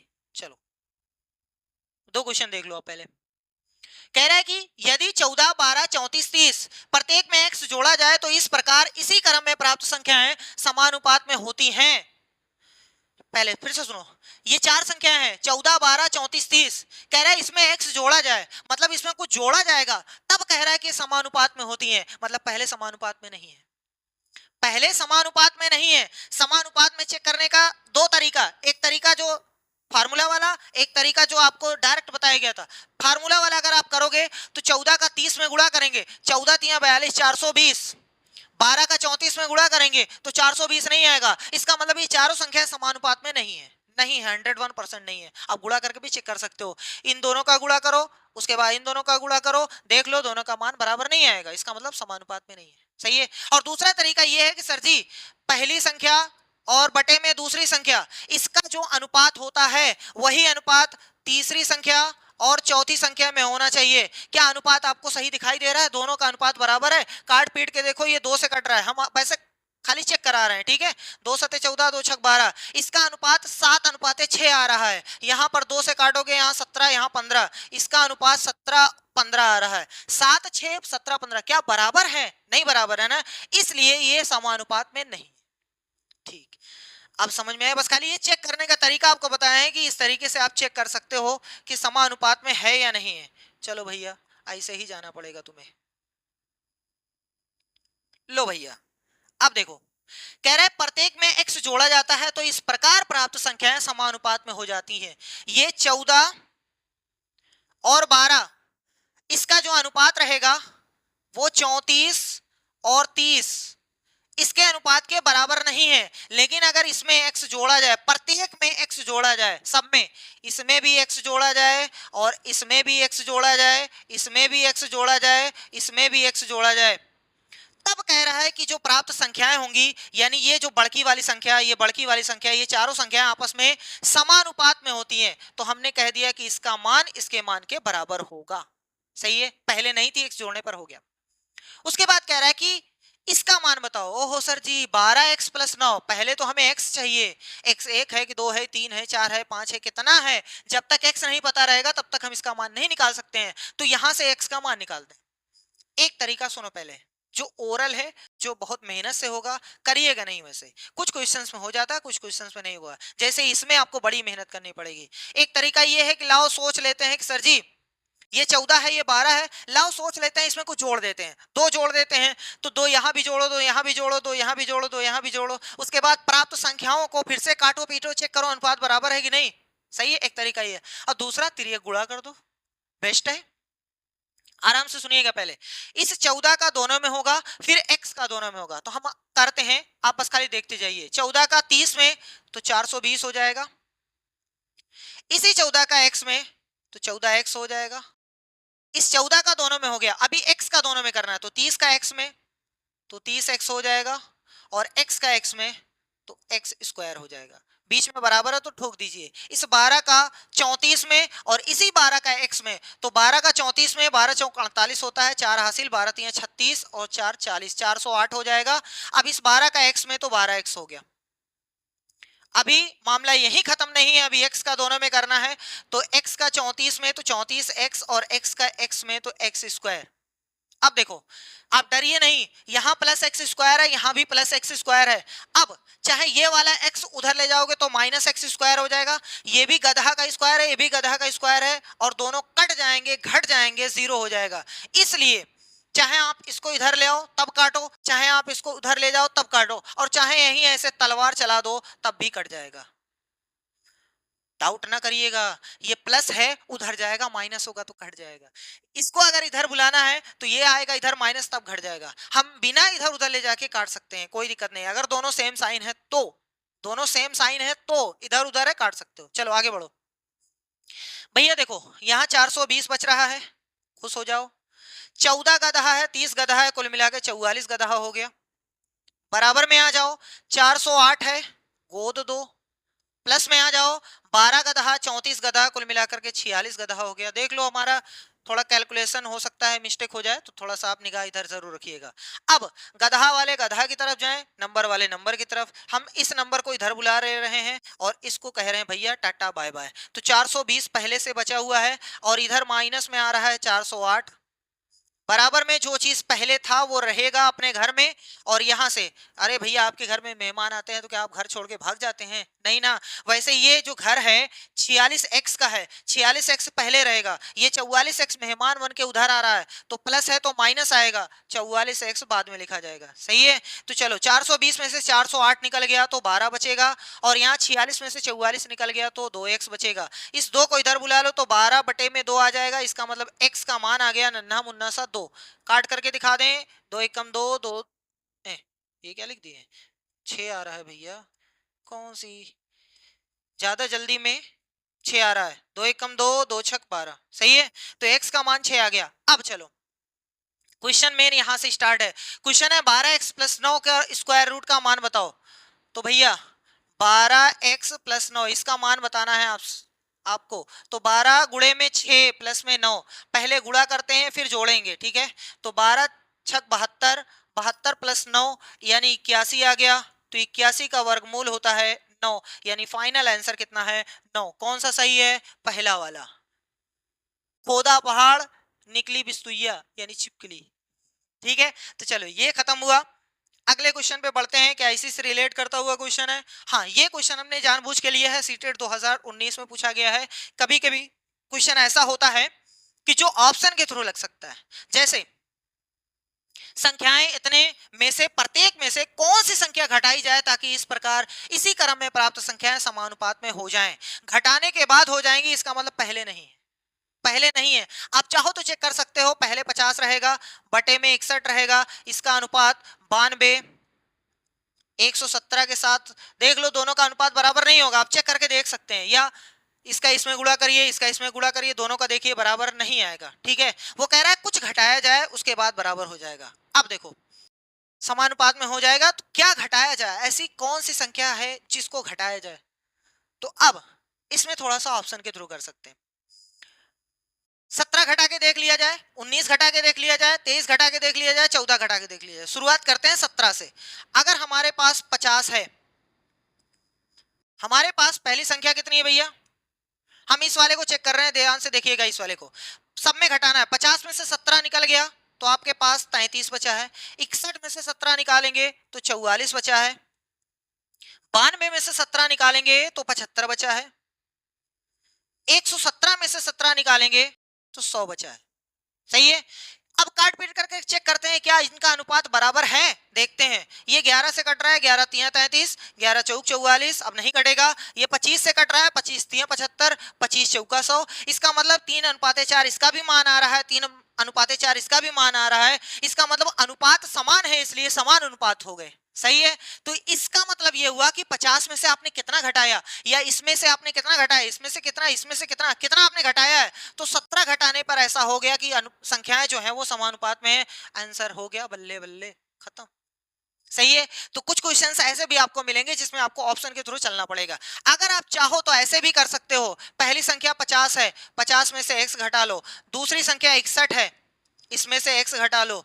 92 में से x घटा लो, और 117 में से x घटा लो। जो इसके पहले वाला सॉल्यूशन करवाया गया है वैसे भी कर सकते हो। तिर्यक गुणा करो, इधर उधर करो, काट पीट के x का आंसर निकालो। 101% राइट रहेगा, 101% राइट रहेगा। लेकिन वो थोड़ा सा लेंदी हो जाएगा बनिस्बत इसके। सही है। हम ये नहीं कह रहे कि हमेशा इसको हर क्वेश्चन में यही लगेगा, नहीं, हर क्वेश्चन में ये वाला मेथड लगेगा। लेकिन कुछ क्वेश्चंस ऐसे आ जाते हैं जिसमें आपको थोड़ा सा दिमाग एक्स्ट्रा लगाओगे तो जल्दी आ जाएगा। बस आप ऐसे करिएगा, खुद से देखिएगा इतना ही आता है कि नहीं, x का मान 17 ही आना चाहिए। ठीक आएगा भी। अब थोड़ा सा पीछे आते हैं। हमने कहा था प्रोपोर्शन में, देखो हमने कहा था कि 4 संख्याएं होती हैं। 4 संख्याएं देखो, a b c d, चार संख्या, अरे सर जी ये कैसे लिखे हुए, ए के बाद डी कैसे? तो ये फार्मूला बनाया गया, कैसे बना है वो आपको बता दिए हैं, देख लो। ए का गुणा डी में होगा, बी का गुणा सी में होगा, इसीलिए लिखा गया ए डी बी सी। सही है। देखो कितनी संख्या है, चार संख्या है। अब यहां से दो प्रकार के प्रश्न बनते हैं। पहला प्रकार फर्स्ट टाइप, सेकेंड टाइप। बहुत ही आसान आसान है, हम सारा क्वेश्चन प्रैक्टिस करवा देंगे, बस खाली सुनते जाइए। पहला वाला, पहले वाले में यह आपसे पूछा जाएगा कि चार संख्याएं दी रहेगी, चार संख्याएं, उसमें से किसी एक को गायब कर देगा, किसी एक को गायब कर देगा। हो सकता है पहले की गायब कर दे, तो तीन संख्याएं दी रहेंगी। सर जी ये क्या बता रहे हैं, आप कह रहे चार संख्याएं दी रहेंगी, तो ये कैसे, तीन ही आप दे रहे हैं। भैया चार संख्याओं की बात करेगा, चार संख्याओं की बात करेगा, हो सकता है उसमें से तीन दे, पहली वाली गायब कर दे। यानी ए बी सी डी में से हो सकता है ए गायब रहे, बी सी डी आपको मिलेगा। तो आपसे पूछा जाएगा ए का मान बताओ। या हो सकता है बी को गायब कर दे, बी को गायब कर दे, ए सी डी दे करके बी को गायब कर दे, तो बी आपसे पूछा जाएगा। या हो सकता है सी गायब कर दे, सी आपसे पूछा जाएगा। या हो सकता है डी गायब कर दे, तो डी आपसे पूछा जाएगा। सही है। जब चार संख्याओं की बात होगी तो ए बी सी डी, ए गायब रहेगा तो निकालना रहेगा। या हो सकता है बी गायब रहे, या हो सकता है सी गायब रहे, या हो सकता है डी गायब रहे। सही है। तो इसमें हमेशा चार संख्याओं की बात होती है, ए बी सी डी। समझ में आ रहा है, कोई प्रॉब्लम तो नहीं है। चलो, इसमें सिर्फ तीन ही लोगों की बात होती है।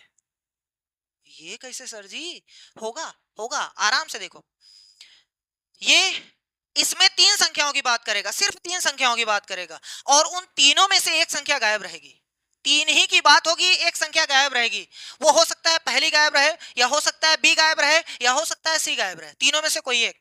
सर जी ये कैसे लिखा जाएगा, तो तीन ही है, चार तो हमें पता है, चार तो हमें पता है, ए का गुणा डी में कर देंगे, ए का गुणा डी में कर देंगे। या एक तरीका आप ऐसे भी लिख सकते हो, ए अपॉन बी बराबर सी अपॉन डी। उसके बाद यहां से फार्मूला लगा सकते हो, ए का गुणा डी में और बी का गुणा सी में, ये लगा सकते हो आप। 101% सही है, कोई दिक्कत नहीं है। लेकिन सर जी इसमें कैसे लिखेंगे, तो याद रखिएगा, जब कभी भी तीन संख्याओं की बात होती है, जब कभी भी तीन संख्याओं की बात होती है, तो बीच में वाले को वेटेज मिलता है, बीच वाले को वेटेज मिलता है, यानी बीच वाले को दो बार लिखना है, बस काम खत्म। जो बीच में है उसको कितनी बार लिखना है, दो बार। यानी आपका क्वेश्चन एबीसी क्वेश्चन में दिखाई देगा, लेकिन कहने का मतलब ये रहेगा, कहने का मतलब ये रहेगा। सही है, पल्ले पड़ा। अब इसको आप कैसे लिखेंगे, सर जी पहला अपॉन दूसरा बराबर में तीसरा अपॉन चौथा, ऐसे ही तो लिखेंगे। और यहां से अगर तिर्यक गुणा करेंगे, क्रॉस मल्टीप्लाई करेंगे, तो ए का गुणा सी में होगा और बी का गुणा बी में होगा। तो ए का गुणा सी में तो ए सी लिख सकते हैं, कोई प्रॉब्लम, बराबर में बी का गुणा बी में तो बी स्क्वायर। सही है, ये फार्मूला। या फिर आप इस बी स्क्वायर को इधर कर लो, बराबर में एसी लिख दो, कोई दिक्कत नहीं। अब कुछ लोग कहेंगे ये वाला सर जी कहां से आ गया, तराजू आपने देखा है ये वाला, एक तरफ बाट रखते हैं और एक तरफ चीनी या कोई भी आइटम रखते हैं। अगर इधर 1 kg चीनी है और इधर बाट है तो दोनों बैलेंस रहेगा। और सर जी वही चीज ऐसे कर दीजिए, मतलब इधर बाट रख दीजिए, इधर चीनी रख दीजिए, तो क्या फर्क हो जाएगा, नहीं। वही चीज हमने भी किया है, बी स्क्वायर इधर उठाए, एसी उधर कर दिए, तराजू अपना ऐसे घूम गए लेके, बस काम खत्म, ये तराजू को घुमा दिए, ठीक वही चीज है। तो ये है फार्मूला, कोई दिक्कत नहीं है, फार्मूला याद हो या ना याद हो, बस इतना याद होना चाहिए, पहला बटे दूसरा बराबर तीसरा बटे चौथा, इतना याद होना चाहिए। पहला दूसरा तीसरा चौथा, काम खत्म, आगे बढ़ो। अब क्वेश्चन यहां से लेते हैं, ये वाला क्वेश्चन हमने करा दिया, ये भी करा दिया, यहां से चलो देखो भैया, तीन संख्याएं 6, 12 और 24 का प्रथम अनुपात क्या है। कौन सा पूछा है, प्रथम अनुपात क्या है। यानी तीन तो दिया है, एक और गायब है, तो चार संख्याओं की बात हो रही है, चार संख्याओं की बात हो रही है। तीन दे करके एक गायब है, पहला वाला गायब है। चार संख्याओं की बात होती है तो क्या करते हैं, पहला बटे में दूसरा बराबर में तीसरा बटे में चौथा। सही है, समझ में आ रहा है। चलो करते हैं भैया, देखो पहला वाला गायब है, प्रथम गायब है, यानी ए वाला गायब है। दूसरा कितना है 6, तीसरा कितना है 12 और चौथा कितना है 24। सही है, ये हमारा क्वेश्चन है। अब चाहे इस फार्मूले में रखो या डायरेक्ट कर दो, पहले का गुणा चौथे में, यानी ए का गुणा 24 में बराबर में इन दोनों का गुणा है ना भैया। लो, आपको सलाह दी जाती है कि गुणा मत करिए अगर भाग देना है, गुणा मत करिए अगर भाग देना है। क्यों? क्योंकि भाग पहले आता है, गुणा बाद में। लेकिन यहाँ पर अगर आप गुणा कर दोगे कोई दिक्कत नहीं है, लेकिन भैया जब हमें काटना है, छोटा बनाना है, तो हमें बड़ा करने की क्या जरूरत है? छोटे से छोटा काटना आसान होता है, बड़ा काटना मुश्किल है। मतलब हम 72 करें उसके बाद 24 से काटें, या इससे अच्छा है हमें ए का मान निकालना है, तो ए बराबर 6 गुणे 12 ऐसे रहने दो, इसको नीचे ले आओ। अब देखो काटने में आसान है, 6 12 एकम 12, 12 दूना 24, 2 एकम 2, 2 तिहाई 6, यानी ए का मान आ गया 3, काम खत्म। आप अगर चाहते तो 12 छक 72, तो 24 ए बराबर 72, उसके बाद 24 नीचे जाता, 24 एकम 24, 24 तिया 72, तब भी वही आंसर था, यानी प्रथम पद जो है वो 3 है, 3। सही है, तो ये है तरीका, बहुत ही आसान तरीका है। चलिए आगे क्वेश्चन पे बढ़ते हैं। इसमें क्या पूछा है? तीन संख्या है 28, 4, 5 का द्वितीय दूसरका वाला गायब है, यानी ये पहलका है, दूसरका वाला गायब है। मान लो दूसरका वाला बी है या एक्स वाई जेड, कुछ भी मान लो, कोई दिक्कत नहीं है। मान लो कि एक्स है या बी है, जो भी आपकी मर्जी है। तीसरका तो ये है, चौथा ये है। जो पूछा है उसकी जगह पे रखना पड़ेगा, द्वितीय पूछा है तो दूसरे के प्लेस पे रखना पड़ेगा, तृतीय पूछा है तो तीसरे के प्लेस पे। ये नहीं कि लाओ पहले ही तीनों को लिख दे, जो खाली है बाद में ले, नहीं ऐसा नहीं करिएगा, ठीक है। तो इसका गुणा इसमें होता है, यानी 28 गुणे में 5 बराबर में x का गुणा 4 में है, हमें इसी x का मान निकालना है, तो इस गुणे 4 को इधर कर देंगे, तो 28 गुणे में 5 और बटे में आ जाएगा ये 4, बराबर में है x, यहां से 4 एकम 4, 4 सते 28, इसका मतलब 7 गुणे 5, तो x बराबर आ गया 35। सही है। दूसरा तरीका आप ऐसे कर सकते थे, क्या जरूरत इधर उधर ले जाने की, यही डायरेक्ट काट सकते थे। 4 एकम 4, 4 सते 28, कट गया, 7 पंजे 35, ये x का मान आ गया। कितना है भैया? 35। नन्हा मुन्ना सा क्वेश्चन था। चलिए आगे देखते हैं। तीन संख्या आपके पास है, तृतीय गायब है, तो चलो पहला ये है, दूसरा ये है, तृतीय नहीं पता है, मान लो कि x है या c, जो भी आपको लिखना है वो लिख सकते हैं। 2 का गुणा 15 में होगा, तो 2 गुणे 15 बराबर में 3 गुणे x। हमें x का मान निकालना है, तो हम 3 को नीचे भेजेंगे तब काटेंगे, या 3 एकम 3, 3 पचे 15, गया तेल लेने। 2 गुणे 5 है, इसका मतलब 2 गुणे 5, और उधर कितना बचा है? x, तो x बराबर कितना आ गया? 10। सही है, इतना ही सिंपल है। कौन सा सही है? पहला वाला ऑप्शन सही है भैया। आगे बढ़ते हैं। 10, 12, 15 का चौथा गायब है, यानी 10, 12, 15, चौथा गायब है एक्स। भैया ये क्वेश्चन आप करिएगा, तुरंत कमेंट बॉक्स में आंसर जरूर करिएगा इसका, कि एक्स के प्लेस पर कितना आएगा, ठीक है। ये आपके लिए है, आप खुद इसको ट्राई करिएगा, जरूर करिएगा, बहुत ही आसान। हमने 3 कर दिया है, चौथा आपसे पूछा है, ठीक है। चलो आप कहाँ पहुंचे भैया? हाँ, अब आ गया है, 2 संख्याएं आपके पास है। कौन कौन सी संख्या है? एक है 3 है, एक है 5, मतलब 3 5 करते रहिए। 3 5 है, का प्रथम अनुपात गायब है। अब देखो ध्यान से, पहला वाला गायब है, तो हम पहले के प्लेस पर A B C D E F G H I J K L M कुछ भी रख सकते हैं, हमने एक्स पटक दिया। पहला गायब है, उसके बाद 2 ही संख्या है, 3 5, तो हमने कहा था या तो 4 संख्याओं पे प्रश्न बनता है, तो 3 संख्याओं पे प्रश्न बनता है। जब कभी 4 तो पहला, दूसरा, तीसरा, चौथा, लेकिन जब कभी 3 संख्याओं पे बने तो बीच वाली संख्या को 2 बार लिखना पड़ता है। इसका मतलब इसकी फॉर्मेटिंग करो सही तरीके से, पहले x रहेगा, बीच वाला 2 बार रहेगा, काम खत्म हो गया। ये है क्वेश्चन। तो इसका गुणा इसमें होगा, इसका गुणा इसमें होगा, तो x का गुणा 5 में होगा और 3 का गुणा 3 में होगा। तो यहां x बराबर आ गया, ऊपर आ गया 9, 3 त्रिका 9 बटे में 5, 9 बटे 5, ओहो काटना है, तो 9 में 5 से भाग देंगे तो एक बार पहाड़ आ जाएगा, 4 हासिल, और 5 अठे 40, यानी उत्तर 1.8 आएगा। कितना आएगा भैया? 1.8 आएगा। समझ में आ रहा है? बहुत ही सिंपल है, इस तरीके से आप निकालेंगे। चलिए देखते हैं आगे। 2 संख्याएं 9 और 24 का तृतीय अनुपात बताइए। तृतीय पूछा है, यानी ये पहला है, ये दूसरा है, तृतीय यानी x।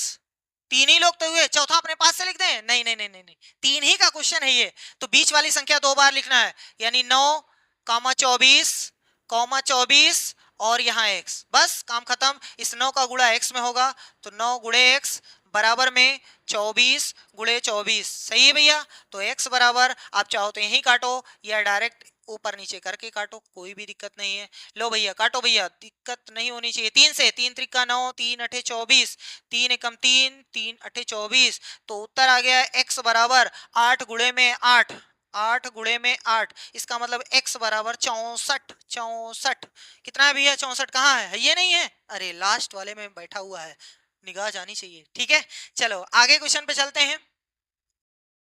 क्वेश्चन है दो संख्या इतने का मध्य अनुपात। बड़ी दिक्कत है, अब कैसे करेंगे? ये क्वेश्चन इंपॉर्टेंट है, इस पे इंपॉर्टेंट लगाइएगा। बहुत अच्छा क्वेश्चन है, ये पूछा जा सकता है। दो संख्याएं 9 और 16 हैं। चलो दो संख्याएं 9 और 16 हो गई, मध्य वाला गायब है, तो इसका मतलब बिचवा वाला गायब है, तो यहाँ x लिख दिए और उसके बाद 16 लिखेंगे। तीन संख्याओं का क्वेश्चन है, तो बीच वाली संख्या को 2 बार लिखना पड़ता है। लो हो गया, खुश हो जाओ। 9 का गुणा 16 में होगा और x का गुणा x में होगा। अब सर जी कैसे निकालें? 2 को इधर भेज दें? अरे नहीं भैया, स्क्वायर इधर आएगा तो स्क्वायर रूट बनेगा, स्क्वायर रूट। सही है, इधर x।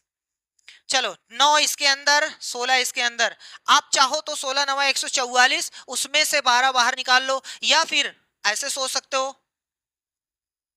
9 में से 3 बाहर आ गया, 16 में से 4 बाहर आ गया। 9 का वर्गमूल 3 होता है, 16 का 4 होता है, बस बात खत्म। ये x का मान आ गया, तो 3 चौक 12, x का मान कितना आ गया? 12। कौन सा ऑप्शन सही है? तीसरा वाला। समझ में आया? ठीक है, अगर यहां तक आए हो तो अब जो टॉपिक आने वाला है सबसे ज्यादा इंपॉर्टेंट है रेशियो में, क्योंकि यहीं से पूछा जाता है। चलो देखो क्या है। डायरेक्ट प्रोपोर्शन यानी प्रत्यक्ष समानुपात है, इनवर्स प्रोपोर्शन यानी प्रतिलोम समानुपात है। सर जी ये क्या होता है? बहुत ही आसान है। कभी कभी आपने देखा होगा, जैसे कुछ चीजें ऐसी होती हैं, अगर एक तरफ बढ़ाओगे तो दूसरी भी चीज बढ़ेगी, और अगर एक तरफ घटाओगे तो दूसरी भी चीज घटेगी। जैसे मान लो कि अगर आपको पेन खरीदना है, तो पेन खरीदने गए हो 5 वाली मान लो, तो 2 कलम का दाम 10 रुपए है। कलम का दाम अगर बढ़ाओगे, सॉरी, अगर मान लो कि आप कलम की संख्या बढ़ा रहे हो, 2 पेन नहीं खरीदना, हमें 10 पेन खरीदना है, तो आपकी वैल्यू भी बढ़ जाएगी। और पेन बढ़ाओ, वैल्यू और बढ़ेगी। मतलब 20 पेन खरीदना है तो और पैसा ले जाना पड़ेगा, और अगर कलम की संख्या कम करते हो तो पैसा भी आपको कम ले जाना पड़ेगा। मतलब कुछ दुनिया में ऐसी चीजें हैं, पहले वाले को बढ़ाओगे तो दूसरा वाला बढ़ेगा, पहले वाले को घटाओगे तो दूसरा वाला घटेगा। सही है, मतलब उसको बोलते हैं डायरेक्ट प्रोपोर्शन, यानी जैसा पहले वाले पे इफेक्ट पड़ता है वैसे दूसरे वाले पे इफेक्ट पड़ता है। सही है होता है ना भैया, जैसे पॉलिटिकल पार्टीज में ऐसा होता है, आपस में एक को अगर कुछ कहो तो दूसरा भी बुरा मान जाता है ना ऐसा होता है ना। चलो इसको बोलते हैं डायरेक्ट प्रोपोर्शन, प्रत्यक्ष समानुपात। अप्रत्यक्ष इनवर्स जिसको बोला गया है, इनवर्स यानी उल्टा, पहले को बढ़ाओ तो दूसरा घटेगा, और पहले को अगर घटाओ तो दूसरा बढ़ेगा। इसका सबसे अच्छा एग्जांपल है पड़ोसी। अगर आप बढ़ रहे हो तो पड़ोसी बहुत खुश, अब बहुत कम रहेगा, बहुत मेहनत से सोचेगा कैसे ऐसा होता है। तो सबसे अच्छा एग्जांपल पड़ोसी। या पॉलिटिकल दो पार्टीज जो अपोजिट हैं एक दूसरे के, जैसे कांग्रेस और बीजेपी, कांग्रेस वाले कुछ गलत करते हैं तो ये लोग खुश हो जाते हैं ना, और अगर ये लोग कुछ गलत करते हैं तो ये लोग खुश हो जाते हैं। वही चीज यहाँ पर भी, एक को बढ़ाओ दूसरा घटता है, और अगर एक को घटाओ तो दूसरा बढ़ता है, उसको बोलते हैं इनवर्स प्रोपोर्शन। ठीक है, प्रतिलोम समानुपात। सची इसका एग्जाम्पल ऐसे मान लो कि अगर एक बोरी चावल है, एक बोरी चावल है, 50 लोग खाने वाले हैं, 50 लोग खाने वाले हैं, एक बोरी चावल है और 50 लोग खाने वाले हैं।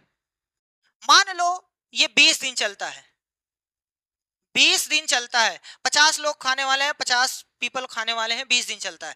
लेकिन अगर जैसे ये लोग बढ़ गए, अगर ये 100 हो गए, अगर 100 पीपल खाने वाले हैं, तो क्या ज्यादा दिन चलेगा? नहीं, ये तो 10 ही दिन में बोरा वोरा खत्म हो जाएगा, है ना भैया। जब हमने इधर बढ़ाया तो इधर की वैल्यू कम हो गई है, तो ऐसे को बोला जाता है इनवर्स प्रोपोर्शन। समझ में आया? एक को बढ़ाने पर दूसरा अगर बढ़े, मान लो कि x को हमने बढ़ाया तो दूसरा भी क्या हो रहा है? बढ़ेगा। या ऐसा हो सकता है एक को आपने घटाया तो दूसरा पर भी घटेगा, तो ऐसे को बोला जाता है डायरेक्ट प्रोपोर्शन। समझ में आया? इसमें इसमें हमेशा 4 चीजें होती हैं।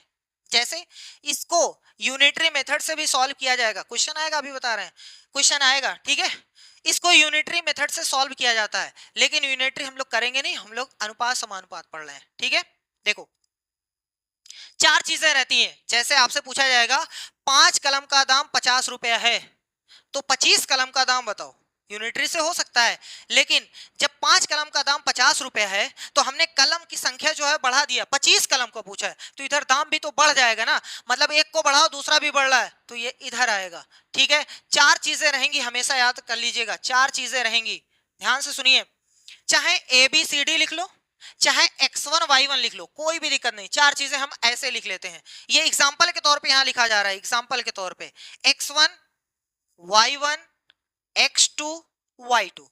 ये दूसरी कंडीशन का मामला है, ये पहली कंडीशन का मामला है। हमने कहा 5 कलम का दाम 50 रुपया है, 25 कलम का दाम कितना हो जाएगा, मतलब इसमें एक का दे दिया गया है, दूसरा पूछा गया है। ठीक है, ये एग्जाम्पल के तौर पे हमने चार ऐसे ही लिया था। अब इसको प्रैक्टिकल में लाते हैं, मिट जाओ भैया जल्दी से।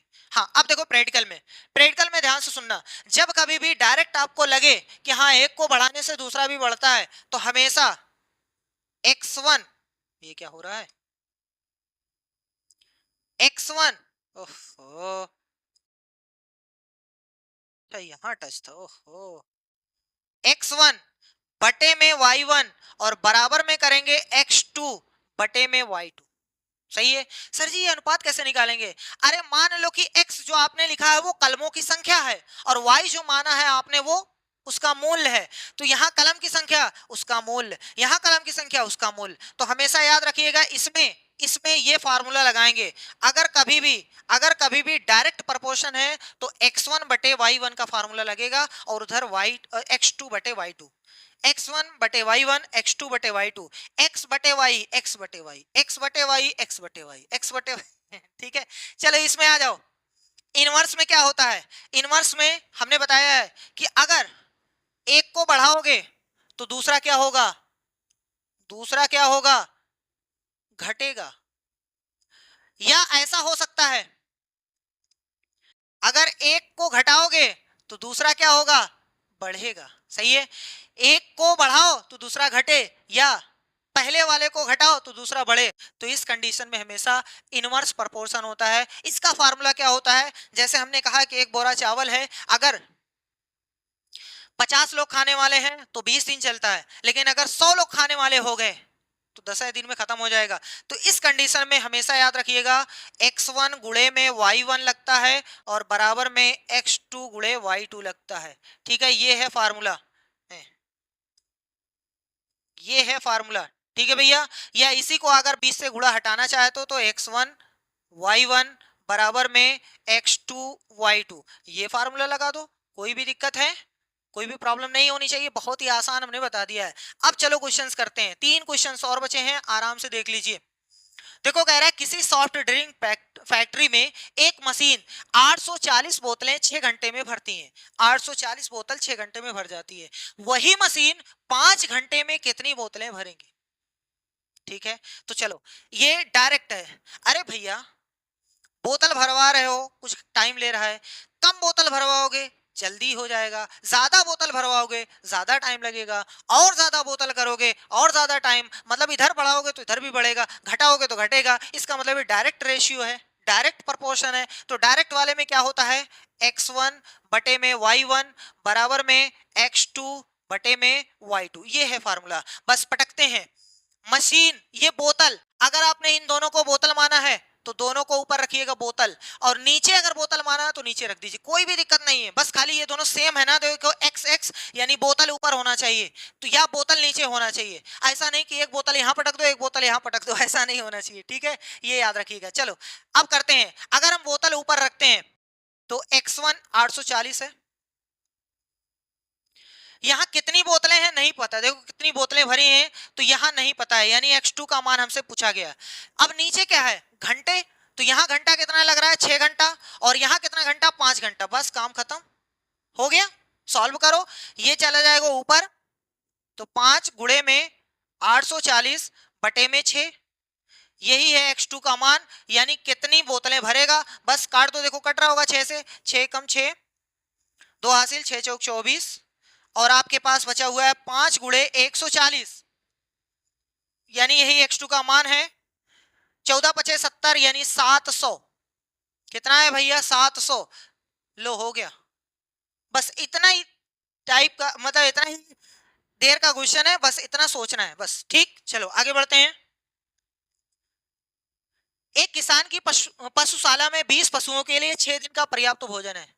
20 पशु अगर खाना चाहते हैं उसको तो 6 दिन आराम से चल जाएगा। यदि इस पशुशाला में 10 पशु और आ जाएं, अभी तक 20 पशु थे, अब हो गए 10 और, यानी 30 पशु हो जाएंगे, तो भैया क्या 6 दिन से ज्यादा भोजन चलेगा? 6 दिन से पहले में निपट जाएगा। मतलब पशु की संख्या बढ़ी तो भोजन कम नहीं चलेगा, एक को बढ़ाने पर दूसरा घटता है, तो इनवर्स लगता है। इनवर्स का फार्मूला क्या होता है?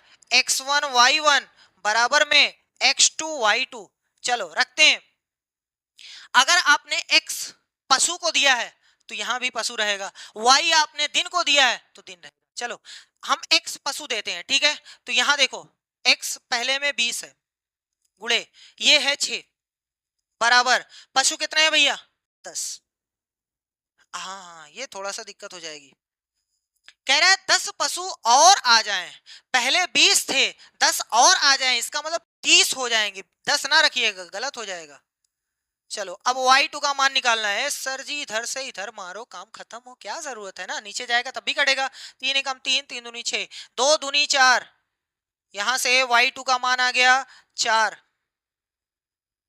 यानी जो खाना 6 दिन चल रहा था, 10 पशु और बढ़ जाएंगे तो 4 दिन में निपट जाएगा। तो उत्तर आ गया दूसरा वाला। एक लास्ट क्वेश्चन है जो अभी ताजा ताजा गर्मा गर्म क्वेश्चन है, जनवरी 2024 में पूछा गया क्वेश्चन है। ये क्वेश्चन है, देखो ध्यान से देखिएगा। कह रहा है कि x y के साथ व्युत्क्रमानुपाती विचरण करता है। व्युत्क्रम है यानी रेसिप्रोकल है, यानी इनवर्स है, उल्टा उल्टा कर रहा है, उल्टा। और उल्टे वाले में बता दिया गया है इनवर्स जिसको बोला जाता है। उल्टे वाले में क्या होता है?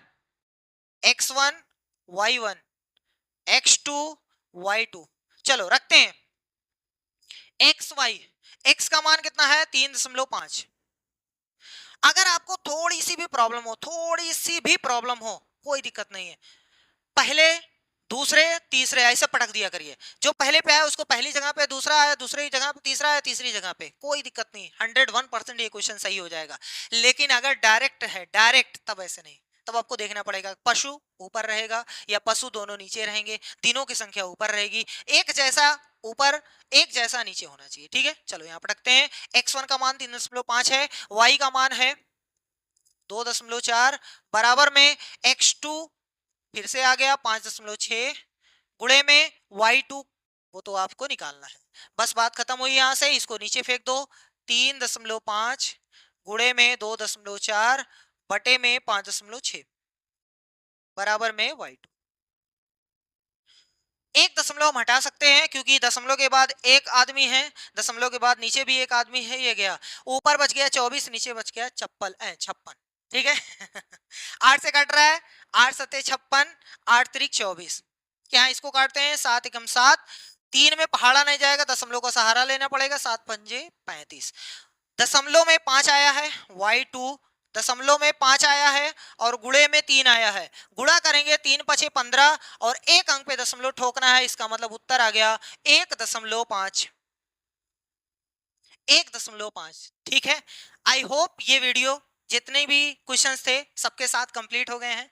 अगर पूरे यूट्यूब पे ऐसी क्लास मिल जाएगी तो आप तुरंत कमेंट करके बताइएगा सर जी हाँ इन्होंने ऐसा पढ़ाया है। ठीक है, चलिए मिलते हैं नेक्स्ट क्लास में जिसमें हम लोग परसेंटेज पढ़ेंगे। परसेंटेज, दाल के लिए जो काम नमक करता है वही काम मैथ के लिए बहुत इंपॉर्टेंट काम करता है, परसेंटेज। चलिए नेक्स्ट क्लास में उसको पढ़ेंगे। आज के लिए बस इतना ही। Thank you.